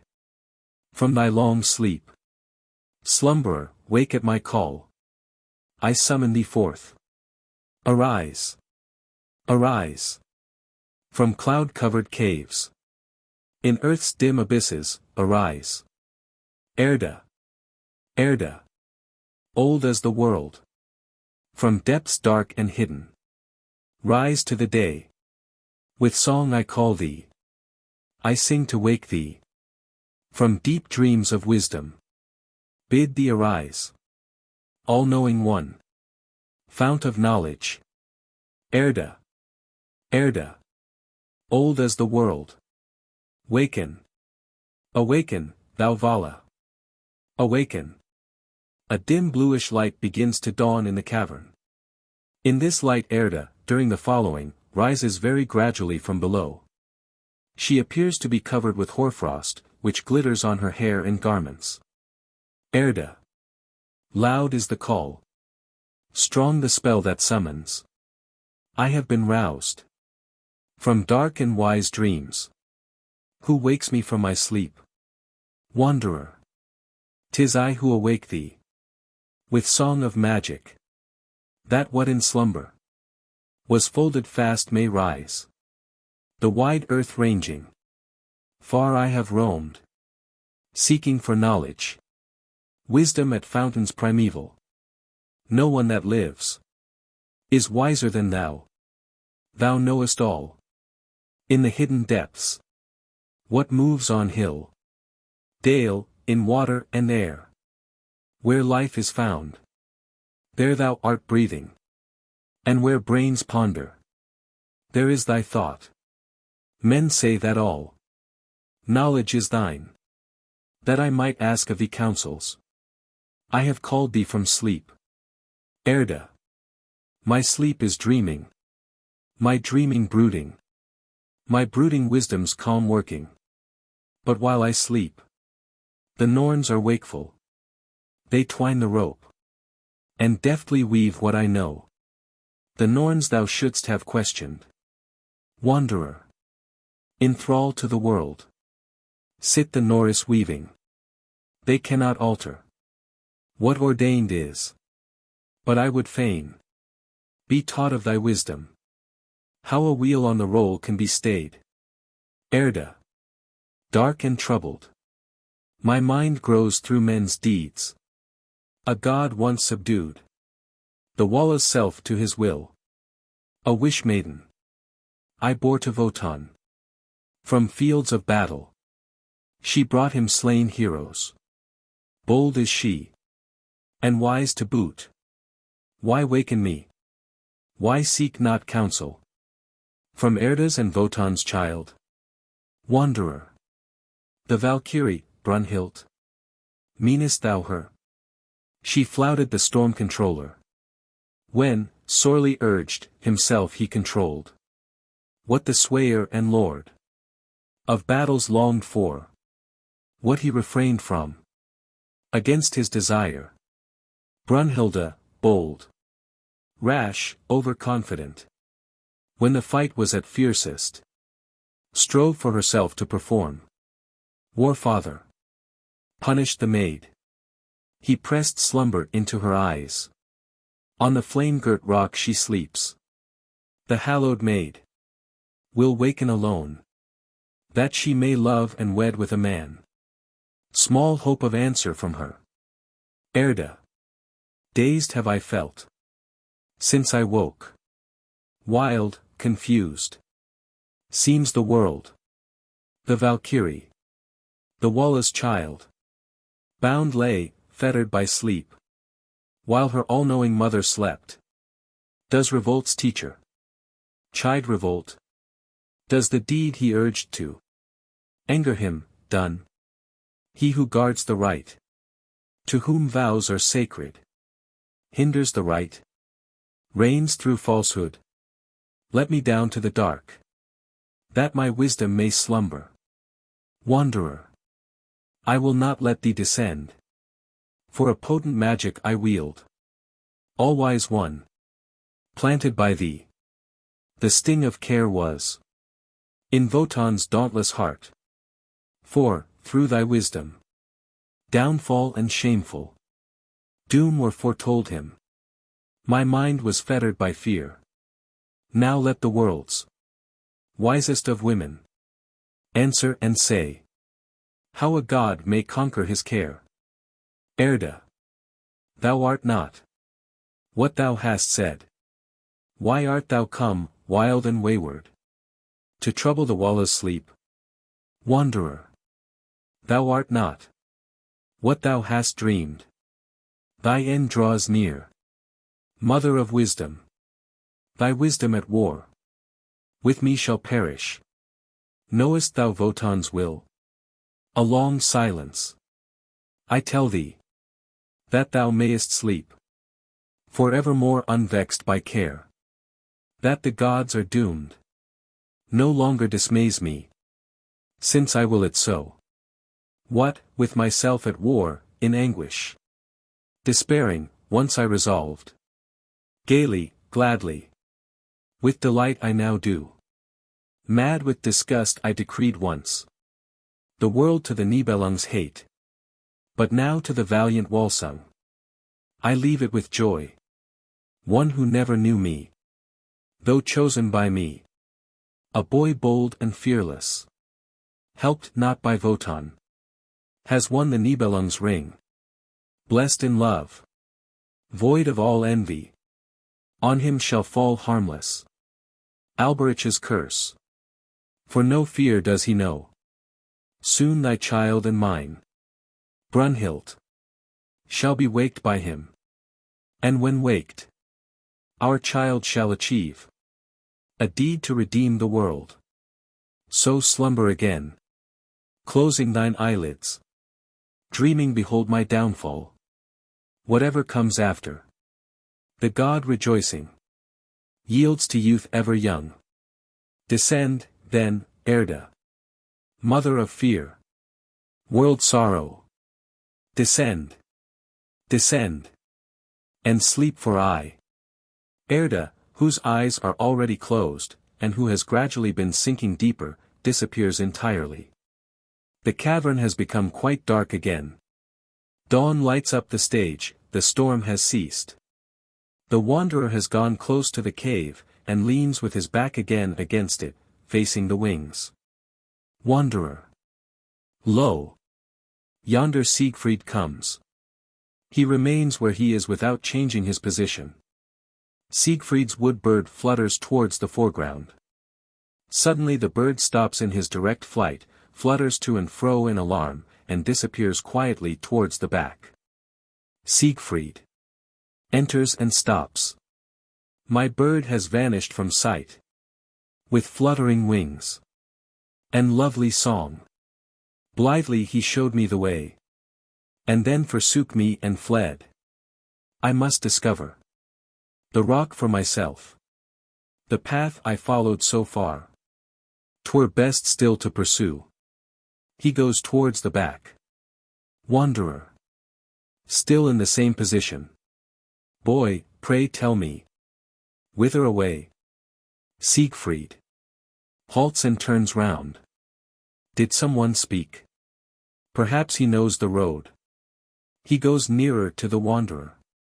I would find a rock that by flaming fire is surrounded.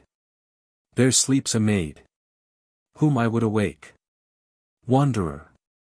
Who bade thee seek this rock flame-circled? Taught thee to yearn for the woman?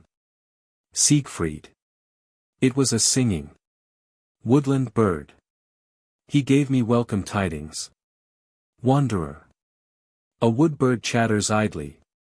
What no man understands. How then couldst thou tell the song's true meaning? Siegfried. Because of the blood of a dragon grim that fell before me at Nidhole.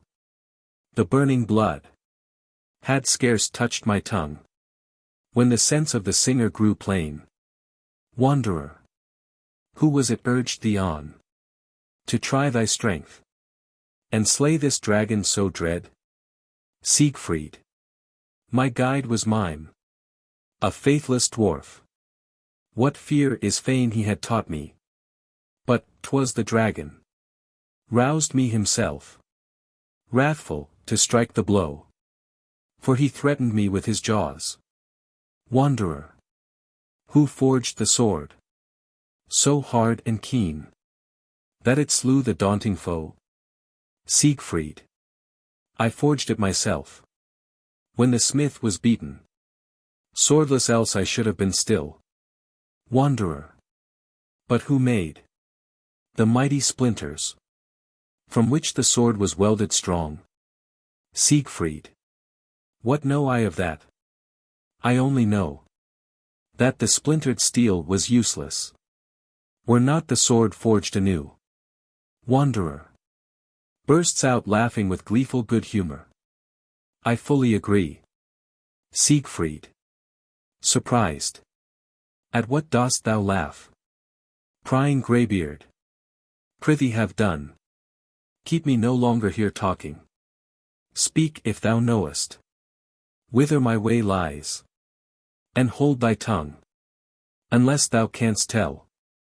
Wanderer. Good boy, have patience. If I seem old, more need to show me due honor. Siegfried. What an odd notion. My whole life long. A hateful old man has blocked my pathway. Him I at last swept aside. Standest thou longer, trying here to stay me? I warn thee frankly, with a significant gesture, that thou like Mime shalt fare. He goes still nearer to the wanderer. But what art thou like? Why wearest thou such a monstrous hat? And why hangs it so over thy face?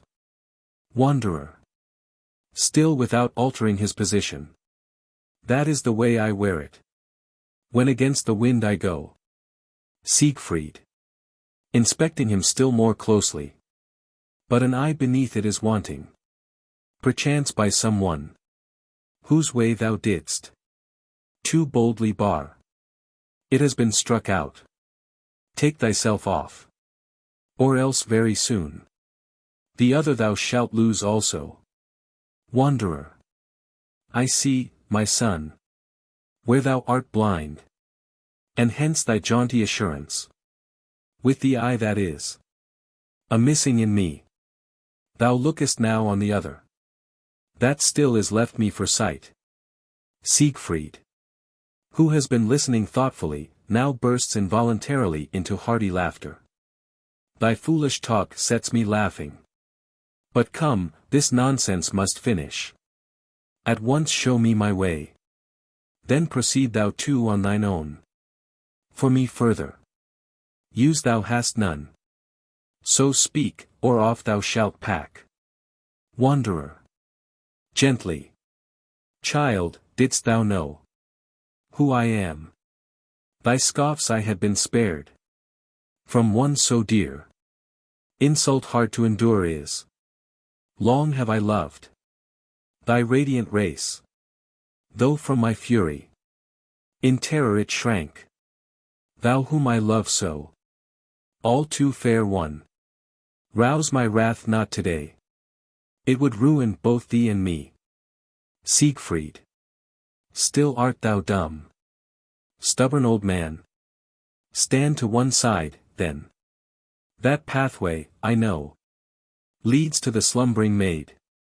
For thither the wood bird was guiding when he flew off. It suddenly becomes dark again. Wanderer. Breaking out in anger and assuming a commanding attitude. In fear of its life it fled. It knew that here was the raven's lord. Dire his plight were he caught. The way that it guided.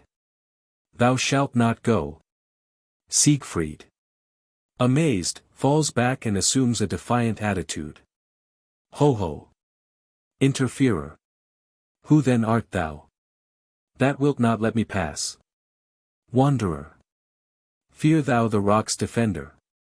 My might it is. Holds the maiden fettered by sleep. He who would wake her. He who would win her. Impotent makes me forever. A burning sea encircles the maid. Fires fiercely glowing surround the rock. He who craves the bride, the flames must boldly defy. He points with his spear towards the rocky heights. Look up above. That light dost thou see? The surging heat. The splendor grows. Clouds of fire rolling. Tongues of flame writhing. Roaring and raging. Come ravening down. Thy head now is flooded with light. A flickering glow, increasing in brightness, appears on the summit of the rock. The fire will seize thee. Seize and devour thee. Back, back, there, foolhardy boy. Siegfried. Stand back, old babber, thyself. For where the fire is burning, to Brünnhilde yonder I go. He advances, the wanderer bars his way. Wanderer. Hast thou no fear of the fire?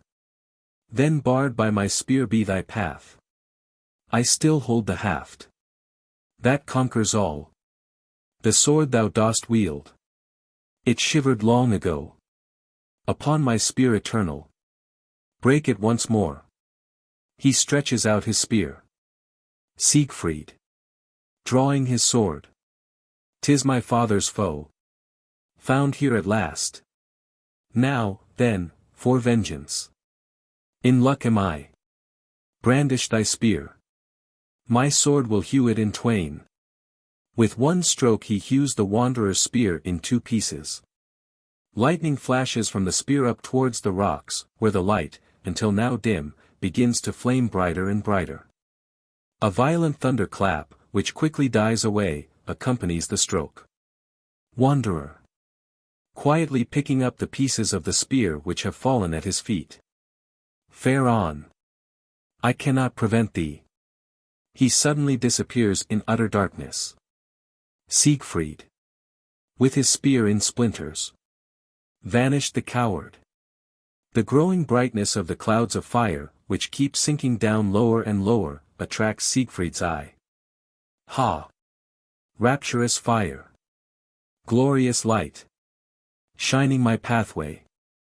Opens before me. In fiery flames plunging. Through fire I will win to the bride. Ho ho! Ha-hi-I! To summon a comrade I call. He sets his horn to his lips and plunges into the fiery billows, which, flowing down from the heights, now spread over the foreground. Siegfried, who is soon lost to view, seems, from the sound of his horn, to be ascending the mountain. The flames begin to fade, and change gradually into a dissolving cloud lit by the glow of dawn. The thin cloud has resolved itself into a fine rose-colored veil of mist, which so divides that the upper part rises and disappears, disclosing the bright blue sky of day. Whilst on the edge of the rocky height, now becoming visible, exactly the same scene as in the third act of the Valkyrie, a veil of mist reddened by the dawn remains hanging, which suggests the magic fire still flaming below. The arrangement of the scene is exactly the same as at the end of the Valkyrie. In the foreground, under a wide-spreading fir tree, lies Brünnhilde. In full shining armor, her helmet on her head, and her long shield covering her, in deep sleep. Siegfried, coming from the back, reaches the rocky edge of the summit, and at first shows only the upper part of his body. He looks round him for a long time in amaze. Softly. Solitude blissful. On sun-caressed height. He climbs to the summit, and standing on a rock at the edge of the precipice at the back, gazes at the scene in astonishment. He looks into the wood at the side and comes forward a little. What lies in shadow? Asleep in the wood? A charger. Resting in slumber deep. Approaching slowly he stops in surprise when, still at some little distance from her, he sees Brünnhilde. What radiant thing lies yonder? The steel, how it gleams and glints. Is it the glare that dazzles me still? Shining armor. Shall it be mine? He lifts up the shield and sees Brünnhilde's form. Her face, however, is for the most part hidden by her helmet. Ha! It covers a man. The sight stirs thoughts sweet and strange. The helm must lie hard on his head. Lighter lay he, were it unloosed. He loosens the helmet carefully and removes it from the head of the sleeper. Long curling hair breaks forth tenderly. Ah! How fair! He stands lost in contemplation. Clouds gleaming softly fringe with their fleeces this lake of heaven bright. Laughing, the glorious face of the sun shines through the billowy clouds. He bends lower over the sleeper. His bosom is heaving, stirred by his breath. Ought I to loosen the breastplate? He tries to loosen the breastplate. Come, my sword. Cleave thou the iron. He draws his sword and gently and carefully cuts through the rings on both fides of the breastplate. He then lifts this off along with the greaves, so that Brünnhilde now lies before him in a soft woman's robe. He draws back startled and amazed. That is no man. He stares at the sleeper, greatly excited. Magical rapture. pierces my heart. Fixed is my gaze. Burning with terror. I reel, my heart faints and fails. He is seized with sudden terror. Magical rapture. Pierces my heart. Fixed is my gaze. Burning with terror. I reel, my heart faints and fails. On whom shall I call? For aid imploring. Mother. Mother. Remember me. He sinks as if fainting on to Brünnhilde's bosom. Then he starts up sighing. How waken the maid? Causing her eyelids to open. Tenderly. Her eyelids to open. What if her gaze strike me blind? How shall I dare to look on their light? All rocks and sways. And swirls and revolves. Uttermost longing. Burns and consumes me. My hand on my heart. It trembles and shakes. What ails thee, coward? Is this what fear means? O mother, I mother. Thy dauntless child. Very tenderly. A woman lying asleep. Has taught him what fear is at last. How conquer my fear? How brace my heart? That, myself, I waken. I must waken the sleeper. As he approaches the sleeping figure again, he is overcome by tenderer emotions at the sight. He bends down lower, sweetly. Softly quivers. Her flower-sweet mouth. Its lovely trembling. Has charmed my despair. Ah! And the fragrant, blissful warmth of her breath. Is if in despair. Awaken. Awaken. Maiden divine. He gazes at her. She hears me not. New life from the sweetest of lips I will suck, then. Even though kissing I die. He sinks, as if dying, onto the sleeping figure, and, closing his eyes, fastens his lips on Brünnhilde's. Brünnhilde opens her eyes. Siegfried starts up, and remains standing before her. Brünnhilde rises slowly to a sitting posture. Raising her arms, she greets earth and sky with solemn gestures on her return to consciousness. Sun, I hail thee. Hail, O light. Hail, O glorious day. Long I have slept. I am awake. What hero broke Brünnhilde's sleep? Sun, I hail thee. Hail, O light. Hail, O glorious day. Siegfried, awed and entranced by her look and her voice, stands as if spellbound. Through the fierce fires flaming. Round this rock I burst. I unloosened thy helmet strong. I awoke thee. Siegfried am I. Brünnhilde. Sitting upright. Gods, I hail you. Hail, O world. Hail, O earth, in thy glory. My sleep is over now. My eyes open. It is Siegfried. Who bids me wake? Siegfried. Breaking forth in rapturous exaltation. I hail thee, mother. Who gave me birth? Hail, O earth. That nourished my life. So that I see those eyes. Beam on me, blessed among men. Brünnhilde. I hail the mother. Who gave thee birth? Hail, O earth. That nourished thy life. No eye dared see me but thine. To thee alone might I wake. Both remain full of beaming ecstasy, lost in mutual contemplation. Brünnhilde. O Siegfried. Siegfried. Hero most blessed. Of life the awaker. Conquering light. O joy of the world, couldst know how thou wert always loved. Thou wert my gladness. My care wert thou. Thy life I sheltered. Before it was thine. My shield was thy shelter. Ere thou wert born. So long loved wert thou, Siegfried. Siegfried. Softly and timidly. My mother did not die, then.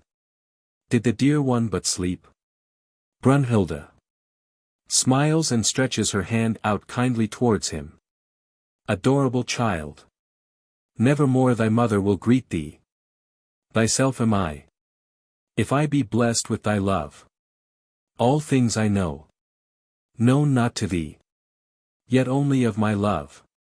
Born is my wisdom. O Siegfried. Siegfried. Conquering light. I love thee always. For I alone. Divine the thought hid by Wotan. Hidden thought I dared not. So much as utter. Thought that I thought not. Feeling it only. For which I worked. Battled and strove. Defying even. Him who conceived it. For which in penance. Prisoned I lay. Because thought it was not. But felt alone. For what the thought was. Say, canst thou guess it? Was love of thee, nothing but that? Siegfried. How wondrous sounds. Thy rapturous song. But dark the meaning to me. Tenderly. Of thine eyes the splendor. I see plain. I can feel thee breathing. Soft and warm. Sweet can hear. The singing of thy voice. But what thou sayest I strive. Vainly to understand. I cannot grasp clearly. Things so far distant. Needed is every sense. To feel and behold thee. By laming fear. Fettered am I. For how to fear? Thou hast taught me at last. Thou who hast bound me. In bonds of such power. Give me my courage again. He remains in great excitement with his yearning gaze fixed on her. Brünnhilde turns her head gently aside and looks towards the wood. I see there grain. My sacred horse. In gladness he grazes. Who slept with me? He too has by Siegfried been waked. Siegfried. Without changing his position. My gaze on a mouth. Most lovely is feasting. My lips are afire. With passionate yearning. For the pasture sweet that I look on. Brünnhilde points to her armor, which she now perceives. I see there the shield. That sheltered heroes. And there is the helmet. That hid my head. It shields, it hides me no more. Siegfried. With fire. By a glorious maid. My heart has been hurt. Wounds in my head. A woman has struck. I came without shield or helm. Brünnhilde. With increased sadness. I see there the breastplates. Glittering steel. A keen-edged sword. Sundered the rings. From the form of the maiden. Loosened the mail. Nor shelter nor shield is left. To the weak and sorrowful maid. Siegfried. With heat. Through billows of fire. I battle to thee. No buckler or breastplate. Sheltered or screened. The flames have won their way to my heart. My blood hot surging. Rushes and leaps. A ravening fire. Is kindled within me. The flames that shone round Brünnhilde's rock. Are burning now in my breast. O maid, extinguish the fire. Calm the commotion and rage. He has embraced her passionately. Brünnhilde springs up, resists him with the utmost strength of terror, and flies to the other side of the stage. No god's touch have I known. With awe the heroes greeted the maiden. Holy came she from Walhall. Woe's me! Woe's me! Woe the affront! The bitter disgrace! He wounds me sore. Who waked me from sleep? He has broken breastplate and helm. Now I am Brünnhilde, no more. Siegfried. Thou art to me the dreaming maid still. Brünnhilde lies lapped still in sleep. Awake, be a woman to me. Brünnhilde. Bewildered. Confused are my senses. My mind is blank. Wisdom, dost thou forsake me? Siegfried. Said not thy song. Thy wisdom drew its light from thy love of me. Brünnhilde. Staring before her. Shadows drear falling. Darken my gaze. Mine eyes see dimly. The light dies out. Deep is the dark. From dread-haunted mists. Fear in a frenzy. Comes writhing forth. Terror stalks me. And grows with each stride. She hides her eyes with her hands in violent terror. Siegfried. Gently removing her hands from her eyes. Dread lies dark. On eyelids bound. With the fetters vanish. The fear and gloom. Rise from the dark and behold. Bright as the sun is the day. Brünnhilde. Much agitated. Flaunting my shame. Bright as the sun shines the day. O Siegfried. Siegfried. Pity my woe. I have always lived and shall live.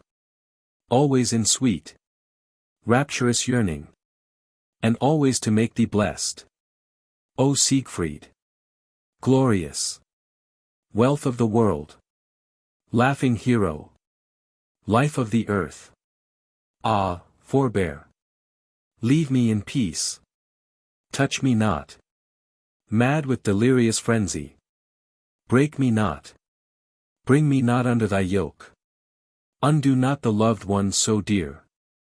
Hast thou rejoiced thyself to see, reflected clear in the stream? If into wavelets the water were stirred, and ruffled the limpid calm of the brook, thy face would not be there. Only waters rippling unrest. So untouched let me stay. Trouble me not. And thy face, mirrored bright in me, will smile to thee always. Gay and merry and glad. O Siegfried. Radiant child. Love thyself. And leave me in peace. O bring not thine own to naught. Siegfried. I love thee. Didst thou but love me. Myself I have lost. Ah, would thou wert one. A fair flowing flood. Before me rolls. With all my senses. Nothing I see. But buoyant, beautiful billows. If it refuse to mirror my face, just as I am, to assuage my fever, myself I will plunge straight in the stream. If only the billows would blissfully drown me, my yearning lost in the flood. Awaken, Brünnhilde. Waken, O maid. Laughing and living. Sweetest delight. Be mine. Be mine. Be mine. Brünnhilde. With deep feeling. Thine, Siegfried. I was from of old.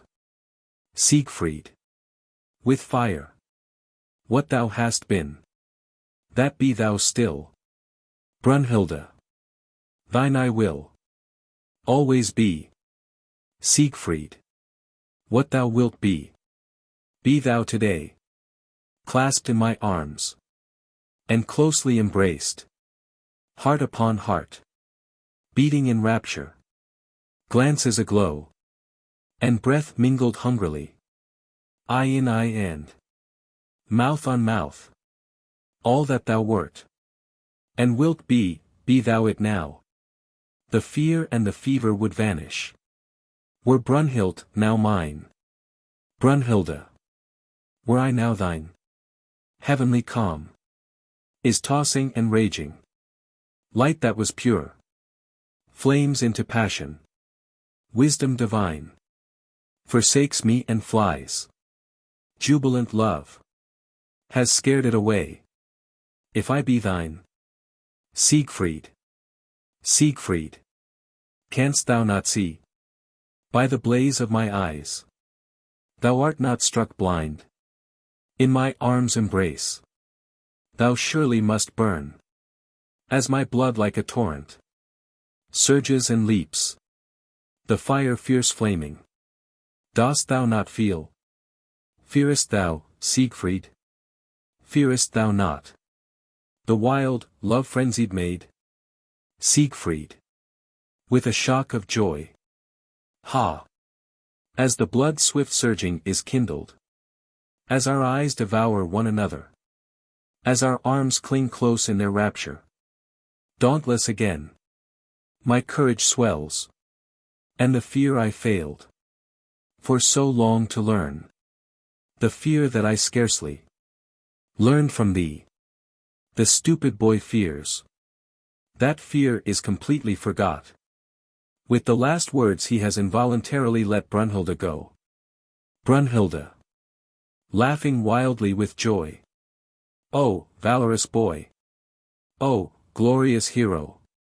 Unwitting source of wonderful deeds. Laughing, laughing I love thee. Laughing welcome my blindness. Laughing let us go doomwards. Laughing go down to death. Farewell Walhalls. Radiant world. Its stately halls. In the dust laid low. Farewell, glittering. Pomp divine. End in bliss. O immortal race. Norns, rend in sunder. Your rope of runes. Dusk steal darkly. Over the gods. Night of their downfall. Dimly descend. Now Siegfried's star is rising for me. He is forever. And for I. My wealth, my world. My all in all. Love ever radiant. Laughing death. Siegfried. While Brünnhilde repeats the foregoing, beginning at Farewell Walhall's radiant world. Laughing thou wakest. Thou my delight. Brünnhilde lives. Brünnhilde laughs. Hail, O day. In glory arisen. Hail, O sun. That shines from on high. Hail, O light. From the darkness sprung. Hail, O world. Where Brünnhilde dwells. She wakes. She lives. She greets me with laughter. Splendor streams from Brünnhilde's star. She is forever. And for I. My wealth, my world. My all in all. Brünnhilde throws herself into Siegfried's arms. Love ever radiant. Laughing death. Brünnhilde throws herself into Siegfried's arms. The curtain falls. Twilight of the gods. Characters. Siegfried. Gunther. Hagen. Alberich. Brünnhilde. Gudrun. Waltraud. The three Norns. The Rhine maidens. Vassals. Women. Scenes of action. Prelude, on the Valkyrie's rock. Act I, the hall of Gunther's dwelling on the Rhine. The Valkyrie's rock. Act 2. In front of Gunther's hall. Act 3. A wooded region on the Rhine. Gunther's hall. Prelude. The curtain rises slowly. The scene is the same as at the close of the second day, on the Valkyrie's rock, night.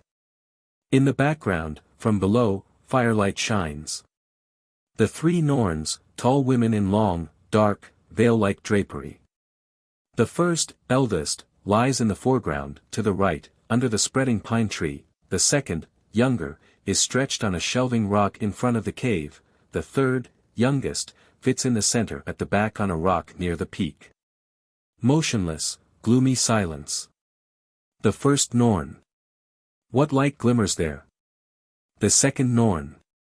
Is it already dawn? The third Norn. Loggia's host. Glows in flame around the rock. It is night. Why spin we not, singing the while? The second Norn. To the first.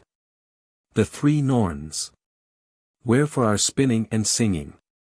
Wilt thou fasten the rope? The first Norn. While she loosens a golden ropes from herself and ties one end of it to a branch of the pine tree. I sing and wind the rope. Badly or well, as may be. At the world ash tree. Once I wove. When from the stem. There burgeoned strong. The boughs of a sacred wood. In the shadows cool. A fountain flowed. Wisdom whispered. Lo from its wave. Of holy things I sang. A dauntless god. Came to drink at the well. For the draught he drank. He paid with the loss of an eye. From the world ash tree. Wotan broke a holy bough. From the bough he cut. And shaped the shaft of a spear. As time rolled on the wood. Wasted and died of the wound. Sere, leafless and barren. Wan withered the tree. Sadly the flow. Of the fountain failed. Troubled grew. My sorrowful song. And now no more. At the world ash tree I weave. I needs must fasten. Here on the pine tree my rope. Sing, O sister. Catch as I throw. Canst thou tell us why? The second Norn. Winds the rope thrown to her round a projecting rock at the entrance of the cave. Runes of treaties. Well weighed and pondered. Cut were by Wotan. In the shaft. Which wielding, he swayed the world. A hero bold. In fight then splintered the spear. The hallowed haft. With its treaties cleaving in twain. Then bade Wotan. Walhall's heroes. Hew down the world ash tree. Forthwith. Both the stem and boughs sere and barren. The ash tree sank. Sealed was the fountain that flowed. Round the sharp edge. Of the rock I wind the rope. Sing, O sister. Catch as I throw. Further canst thou tell? The third Norn. Catching the rope and throwing the end behind her. The castle stands. By giants upreared. With the gods and the holy. Host of the heroes. Wotan sits in his hall. And round the walls. Hewn logs are heaped. High up piled. Ready for burning. The world ash tree these were once. When the wood. Flares up brightly and burns. In its fire. Shall the fair hall be consumed. And then shall the high gods downfall. Dawn in darkness for I. Know ye yet more?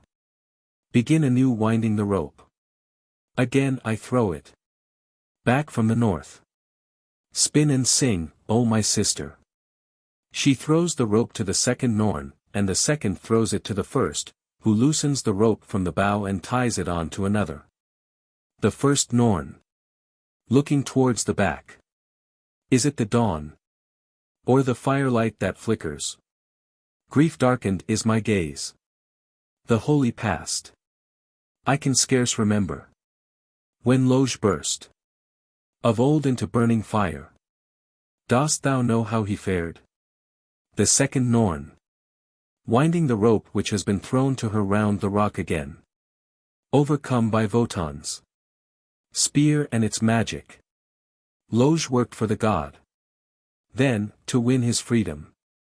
Gnawed with his tooth. The solemn runes on the shaft.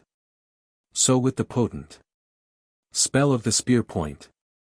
Wotan confined him. Flaming where Brünnhilde slumbered. Canst thou tell us the end? The third Norn. With the broken spears. Sharp piercing splinters. Wotan wounded. The blazing one deep in the breast. Ravening fire. Springs from the wound. And this is thrown. Mid the world ash trees. Hewn logs heaped ready for burning. Would ye know? When that will be? Wind, O sisters, the rope. She throws the rope back. The second Norn winds it up and throws it again to the first. The first Norn. Fastening the rope again. The night wanes. Dark grows my vision. I cannot find the threads of the rope. The strands are twisted and loose. A horrible sight wildly vexes mine eyes. The Rheingold that black Alberich stole. Knowest thou more thereof? The second Norn with laborious haste winds the rope round the jagged rock at the mouth of the cave. The rock's sharp edge is cutting the rope. The threads loosen their hold and grow slack. They droop tangled and frayed. From woe and wrath rises the Nibelung's ring. A curse of revenge ruthlessly gnaws at the strands. Canst thou the end foretell? The third Norn hastily catching the rope which is thrown to her. The rope is too short. Too loose it hangs. It must be stretched. Pulled straighter, before its end can reach to the north. The Norns vanish. She pulls hard at the rope which breaks. It breaks. The second Norn. It breaks. The third Norn. It breaks. They take the pieces of broken rope and bind their bodies together with them. The three Norns. So ends wisdom eternal. The wise ones will utter no more. Descend to Erda. Descend. They vanish. The dawn grows brighter, the firelight from the valley gradually fades. Sunrise, then broad daylight. Siegfried and Brünnhilde enter from the cave. He is fully armed, she leads her horse by the bridle. Brünnhilde. Beloved hero. Poor my love were. Wert thou thereby kept from new deeds. One single doubt yet makes me linger. The fear my service has been too small. The things the gods taught me I could give. All the rich hoard of holy runes. But by the hero who holds my heart I have been robbed of my maiden valor. In wisdom weak, although strong in will. In love so rich, in power so poor. Must thou not scorn her lack of riches? Who, though so eager, can give nothing more? Siegfried. Wonderful woman, more thy gifts than I can guard. O chide not if thy teaching has left me still untaught. With fire that Brünnhilde lives for me. To that lore I hold fast. And one lesson I have learned. Brünnhilde to remember. Brünnhilde.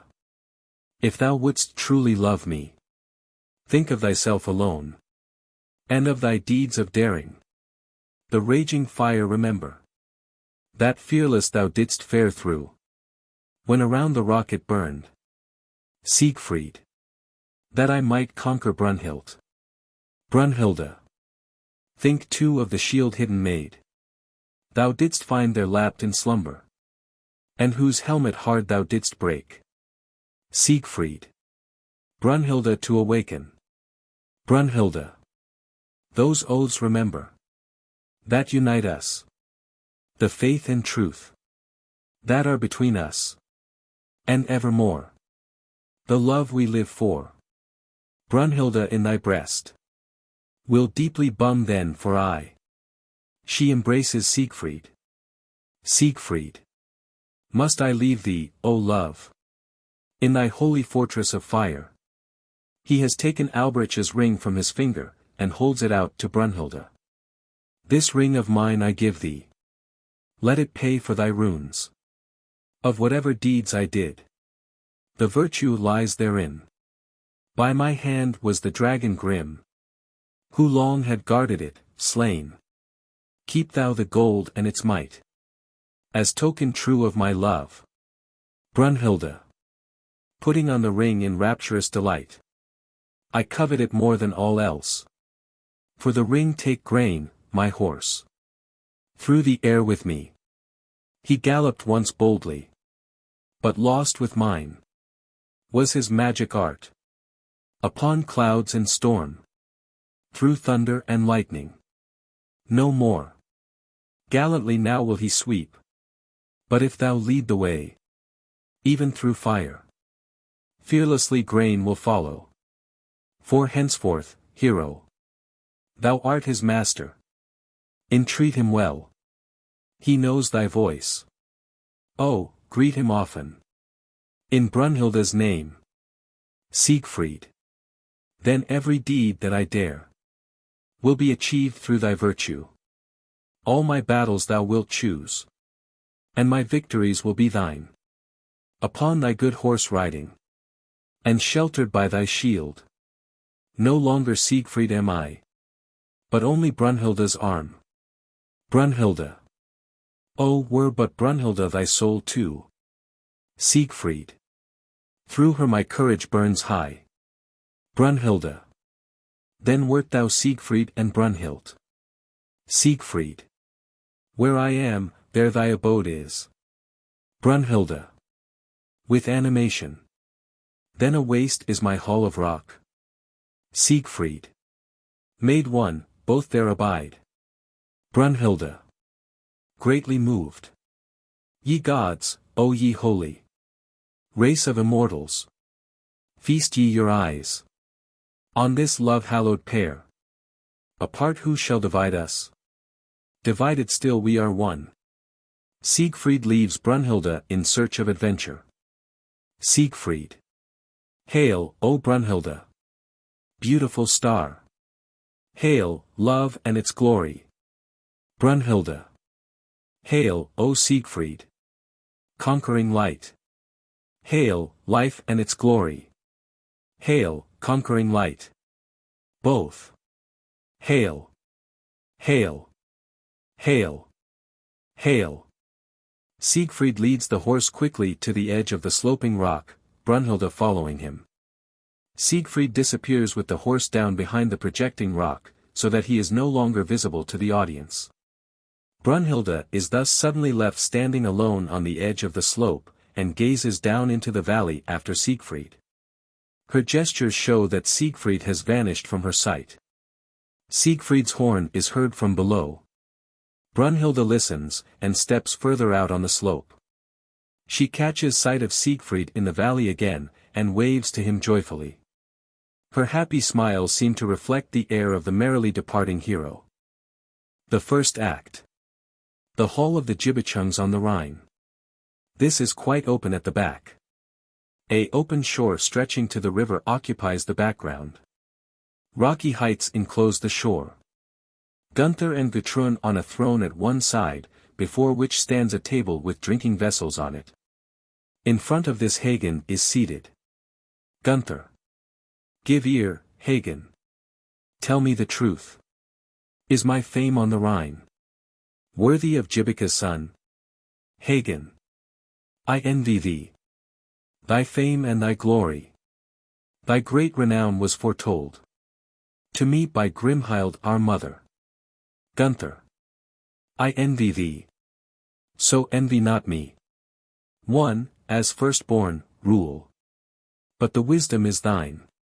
Half-brothers feud could scarce be laid better. Asking thus of my renown, 'tis thy wisdom that I praise. Hagen. My words I withdraw. Thy fame might be more. I know of precious treasures that the Gibichung has not yet won. Gunther. Hide these, and I withdraw my praise. Hagen. In summer's full-ripened glory blooms the Gibic stock. Thou, Gunther, still unwived. Thou, Gudrun, still unwed. Gunther. Whom wouldst thou have me woo to win more wide renown? Hagen. One I know of. None nobler in the world. She dwells on soaring rocks. Her chamber is circled by fire. And he who would Brünnhilde woo must break through the daunting flame. Gunther. Suffices my strength for the task. Hagen. For one stronger still it is decreed. Gunther. Who is that hero unmatched? Hagen. Siegfried, the Walsung's son. He is the hero bold. A twin-born pair. Whom fate turned to lovers. Siegmund and Sieglind. Had as their offspring this child. In the woods he grew and waxed strong. 'Tis he that Gudrun must wed. Gudrun. Shyly. Tell me what deed of high valor made this hero the first in renown. Hagen. At Nidhol. A huge dragon lay. Who guarded the Nibelung's gold. He was slain. And his horrid jaws closed. By Siegfried's invincible sword. From this colossal deed. The fame of the hero dawned. Gunther. Thoughtfully. They say that a priceless treasure the Nibelungs had in their hoard. Hagen. The man who could use its spell. Were lord of the world evermore. Gunther. And Siegfried won it in fight. Hagen. He has the Nibelungs in thrall. Gunther. And Brünnhilde no other can win. Hagen. To no other will the flames yield. Gunther. Rises angrily from his seat. Why wake dissension and doubt? Why stir up my desire and yearning for joys that cannot be won? He walks to and fro much agitated. Hagen. Without leaving his seat causes Gunther to pull up as he approaches him, by a gesture of mysterious import. Would not Brünnhilde be thy bride? Were she by Siegfried brought home? Gunther. Turns away doubtful and angry. But how could I force this man to woo the bride for me? Hagen. As before. Thy simple prayer would force him. Gudrun winning him first. Gudrun. Thou mockest, cruel Hagen. What arts have I to bind him?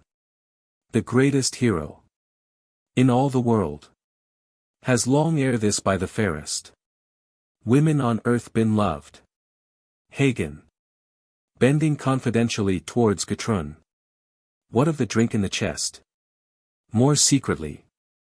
In me who won it have more faith. To thee in love it will bind. Him whom thy heart most desires. Gunther has come to the table again, and, leaning against it, pays close attention. Hither did Siegfried come. And taste of this potion of herbs. He would straight forget he had looked on any woman before. Or been by woman approached. Now answer. Think ye my counsel good? Gunther. Starting up suddenly. Now Grimhild be praised. Who for brother gave us thee? Gudrun. Siegfried fain I would behold. Gunther. But how can he be found?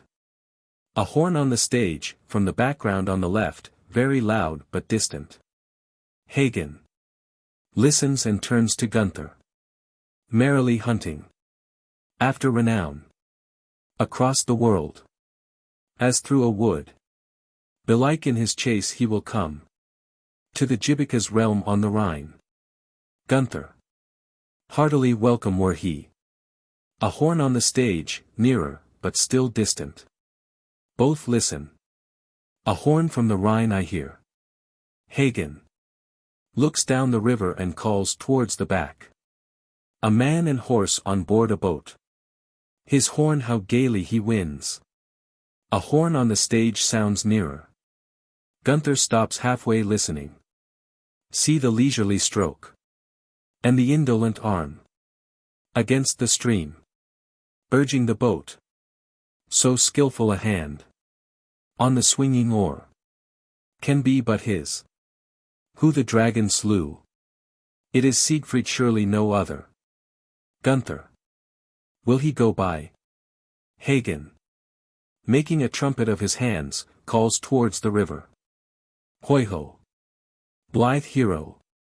Whither bound? Siegfried. From the distance. I seek the son of Gibic. Hagen. I bid thee welcome to Gunther's hall. Siegfried in a boat appears at the shore. This way. Stop here and land. Siegfried brings his boat to the shore. Hagen makes it fast with the chain. Siegfried springs ashore with his horse. Gunther has come down and joined Hagen. Hagen. Hail, Siegfried, hero bold.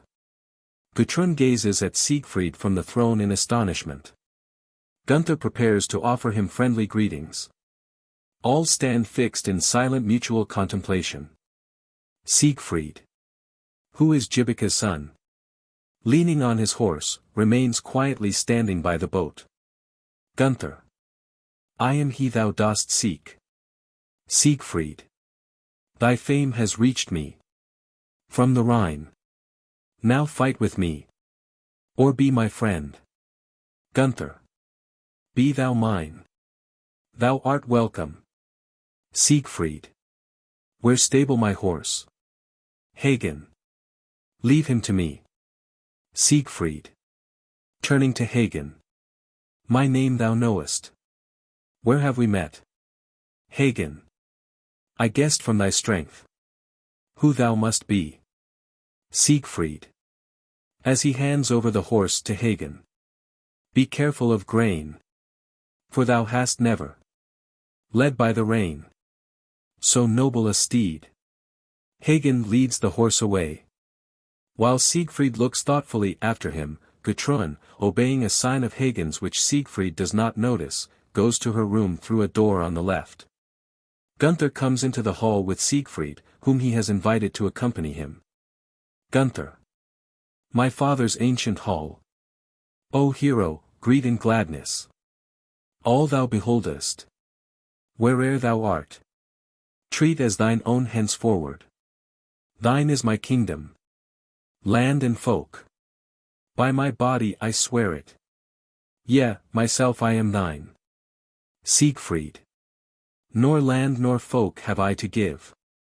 Nor father's house nor hall. In my body is all my wealth. As I live it grows less. But a sword have I, which I welded. Let my sword be my witness. That and myself I bestow. Hagen. Who has come back and now stands behind Siegfried. Of the Nibelung's treasure. Rumor names thee the Lord. Siegfried. Turning round to Hagen. I almost forgot the hoard. So lightly I prize its worth. I left it lying in a cavern. Where a dragon once held watch. Hagen. And nothing took it all. Siegfried. Only this, not knowing its use. Hagen. It is the Tarnhelm. The gem of the Nibelung's art.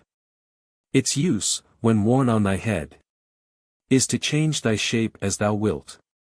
If fain to be borne afar. In a flash lo. Thou art there. Didst thou take nothing besides?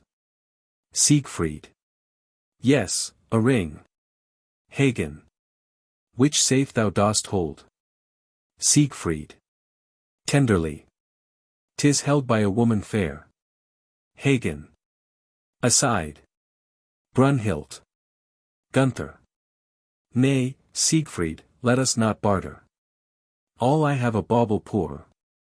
Matched with thy treasure, would be. I will serve thee without reward. Hagen has gone to Gudrun's door, and now opens it. Gudrun.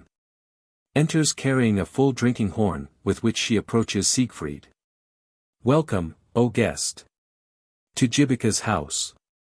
'Tis his daughter gives thee to drink. Siegfried. Bows in a friendly manner and takes the horn, which he holds thoughtfully before him. Were all forgot. Thou gavest to me one lesson. Siegfried hands the drinking horn back to Gudrun and gazes at her with sudden passion. I will never forget. So this first draught. With love undying. Brünnhilde, I drink to thee. He puts the drinking horn to his lips and takes a long draught, then he hands it back to Gudrun, who, ashamed and confused, casts down her eyes.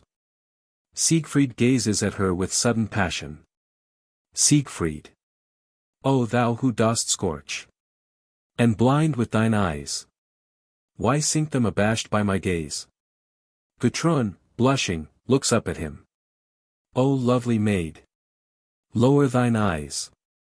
My heart is aflame, burnt by their light. They kindle my blood. It flows in devouring torrents of fire. With a trembling voice. Gunther, what name is thy sister's? Gunther. Gudrun. Siegfried. Softly. Can those be good runes? That in her eyes I am reading. He ardently seizes Gudrun's hand. With thy brother I was fain to serve. His pride my prayer scorned. Were I to pray the same of thee, wouldst thou like him be proud? Gudrun, involuntarily meets Hagen's eye. She bows her head humbly, and, expecting her feeling of unworthiness with a gesture, leaves the hall with faltering steps. Siegfried, attentively watched by Hagen and Gunther, gazes after Gudrun as if entranced. Gunther, hast thou a wife? Gunther.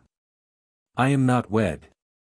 Nor, it would seem, likely to find a wife. My heart on one I have set, whom there is no way to win. Siegfried turns with animation to Gunther. In what canst thou fail? With me for friend? Gunther. On rocky heights her home, surrounded by fire her hall. Siegfried, interrupting in wondering haste. On rocky heights her home, surrounded by fire her hall. Gunther. He only who braves the fire. Siegfried. He only who braves the fire. As if making an intense effort to remember something. Gunther. May Brünnhilde's wooer be. Siegfried shows by a gesture that at the mention of Brünnhilde's name all remembrance of her has faded. I dare not essay the dread mountain. The flames would not fall for me. Siegfried awakens from his dreamy state, and turns to Gunther high-spirited and gay. For thee I will win her. Of fire I have no fear. For thy man am I. And my strength is thine. If Gudrun I win as my wife. Gunther. Gudrun gladly I grant thee. Siegfried. Thou shalt have Brünnhilde then. Gunther. But how wilt deceive her? Siegfried. I will wear the Tarnhelm. And appear in thy form. Gunther. Then let the oath now be sworn. Siegfried. Blood brotherhood. Sworn be by oath. Hagen fills a drinking horn with fresh wine, he holds it out to Siegfried and Gunther, who cut their arms with their swords and hold them for a short pace over the horn. Then they each lay 2 fingers on the horn, which Hagen continues to hold between them. Siegfried and Gunther. Quickening blood. Of blossoming life. Lo! I drop in the horn. Bravely mixed. In brotherly love. Bloom our blood in the draught. Troth I drink to the friend. Glad and free. Today from the bond. Blood brotherhood spring. But if broken the bond, or if faithless the friend, what in drops today? We drink kindly. In torrents wildly shall flow. Paying treachery's wage. So sealed be the bond. So pledged be my faith. Gunther drinks and hands the horn to Siegfried, who finishes the draught, and holds out the empty horn to Hagen. Hagen breaks the horn in 2 with his sword. Gunther and Siegfried join hands. Siegfried observes Hagen, who, while the oath was being sworn, has stood behind him. Why hast not thou plighted thy troth? Hagen. My blood had soured the good draught. It flows not pure. And noble like yours. Stubborn and cold. Slow it runs. My cheek refusing to redden. I hold aloof. From hot-blooded bonds. Gunther. To Siegfried. Heed not him and his spleen. Siegfried puts on his shield again. Up, then, and off. Back to the boat. Sails swift to the mountain. He steps nearer to Gunther and points at him. By the bank one night. On board thou shalt tarry. And then bring home the bride. He turns to go, and beckons Gunther to follow him. Gunther. Wilt thou not rest awhile? Siegfried. I am eager to be back. He goes to the shore to unmoor the boat. Gunther. Thou, Hagen, keep guard o'er the homestead. He follows Siegfried to the shore. Whilst Siegfried and Gunther, after laying their arms in the boat, are hoisting the sail and making ready for departure, Hagen takes up his spear and shield. Gudrun appears at the door of her chamber just as Siegfried is pushing of the boat, which immediately glides into the middle of the stream. Gudrun. So swiftly whither haste they? Hagen. To woo Brünnhilde for bride. While he seats himself comfortably with shield and spear in front of the hall. Gudrun. Siegfried. Hagen. See how he hastes. For wife seeking to win thee. Gudrun. Siegfried mine. She returns to her room greatly excited. Siegfried has seized an oar and rows the boat downstream, so that it is soon lost to view. Hagen. Sits motionless, his back against the doorpost of the hall. On guard here I sit. Watching the house. Warding the hall from the foe. Jibika's son. Is sped by the wind. And sails away for a wife. A hero bold. Of the helm has charge. And danger braves for his sake. His bride once loved. He brings to the Rhine. With her he brings me the ring. O merry comrades! Freeborn and honored. Gaily speed on in your pride. Base though ye deem him. The Nibelung's son. Shall yet be your lord. A curtain which frames the front of the hall is drawn, and cuts the stage off from the audience. The curtain is raised again. The rocky height as in the Prelude. Brünnhilde sits at the entrance to the cave in silent contemplation of Siegfried's ring. Moved by blissful memories, she covers the ring with kisses. Distant thunder is heard. She looks up and listens. She turns to the ring again. A flash of lightning. Again she listens, and looks into the distance, whence a dark thundercloud is approaching the rock. Brünnhilde. On my ear from afar falls an old sound familiar. A horse comes flying swift through the air. On the clouds it sweeps in storm to the rock. Who seeks the lonely one here? Waltraut's voice from the distance. Brünnhilde, sister. Wake if thou sleepest. Brünnhilde starts from her seat. Waltraut's call. How welcome the sound. Calling to the wing, and then hastening to the edge of the rock. Dost thou, sister, boldly swinging come this way? In the wood. Still dear to thee. Halt and dismount. And leave thy courser to rest. She runs into the wood, from which a loud sound like a thunderclap is heard. She returns in great agitation with Waltraut, and remains joyfully excited without noticing the latter's anxious fear. Brünnhilde kisses the ring that Siegfried has left with her. Art thou so bold? That thou art come, Brünnhilde, to greet thy love unconquered by dread? Waltraut. Thou alone art cause of my haste.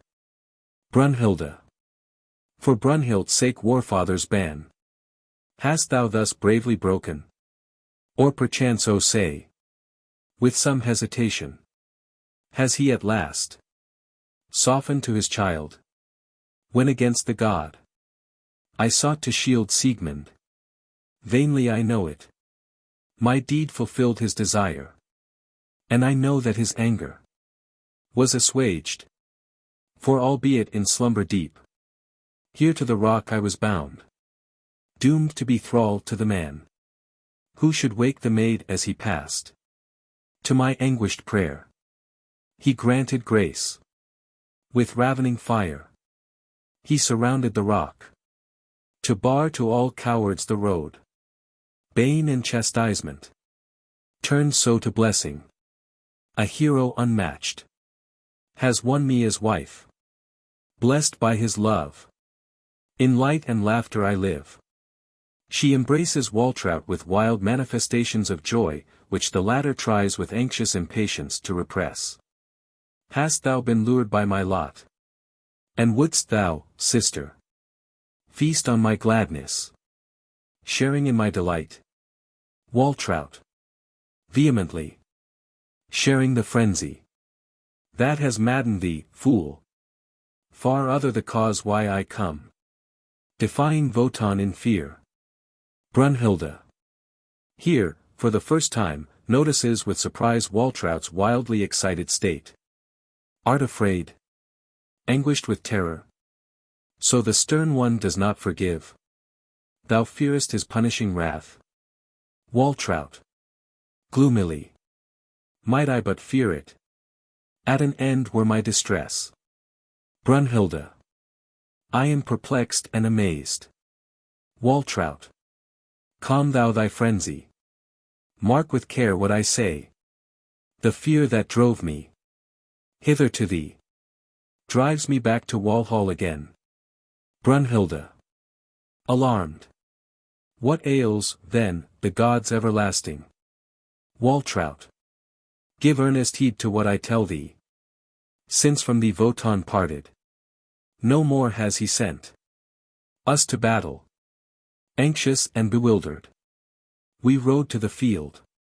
Shunned are Walhall's bold heroes by war father, riding alone, without pause or rest.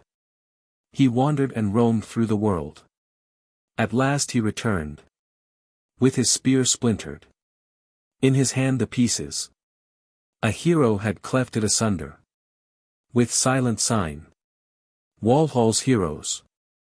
Then he sent forth to hew down the world ash tree. He bade them pile the logs as they hewed them, until they were heaped high round the hall of the blessed. The gods he next called to a council. The high seat he solemnly took, bidding them who gathered in fear sit beside him. The heroes filled the hall, ranged round in their order. So sits he, speaks no word, upon his high seat, grave and mute.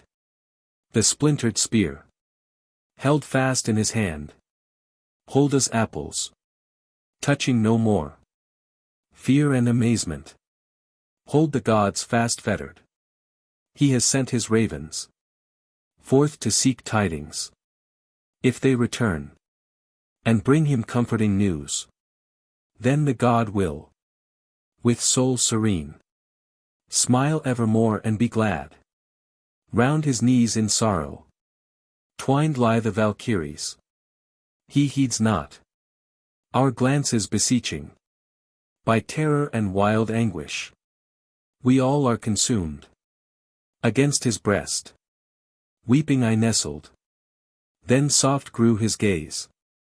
He remembered, Brünnhilde, the ravens of Wotan. He closed his eyes, as if dreaming, heavily sighed, and whispered these words. If to the deep Rhine's daughters she would restore the ring that was theirs, from the grievous curse, both God and world were freed. Then I took thought, and from his side, through the silent ranks, stole noiselessly forth. In haste, unseen, I mounted my horse, and stormed in tumult to thee. Grant, O sister, the boon I beg. What thou canst do, undaunted perform. End thou the grief of the gods. She has thrown herself down before Brünnhilde. Brünnhilde, quietly, What dreadful dream-born fancies, sad one, are those thou dost tell?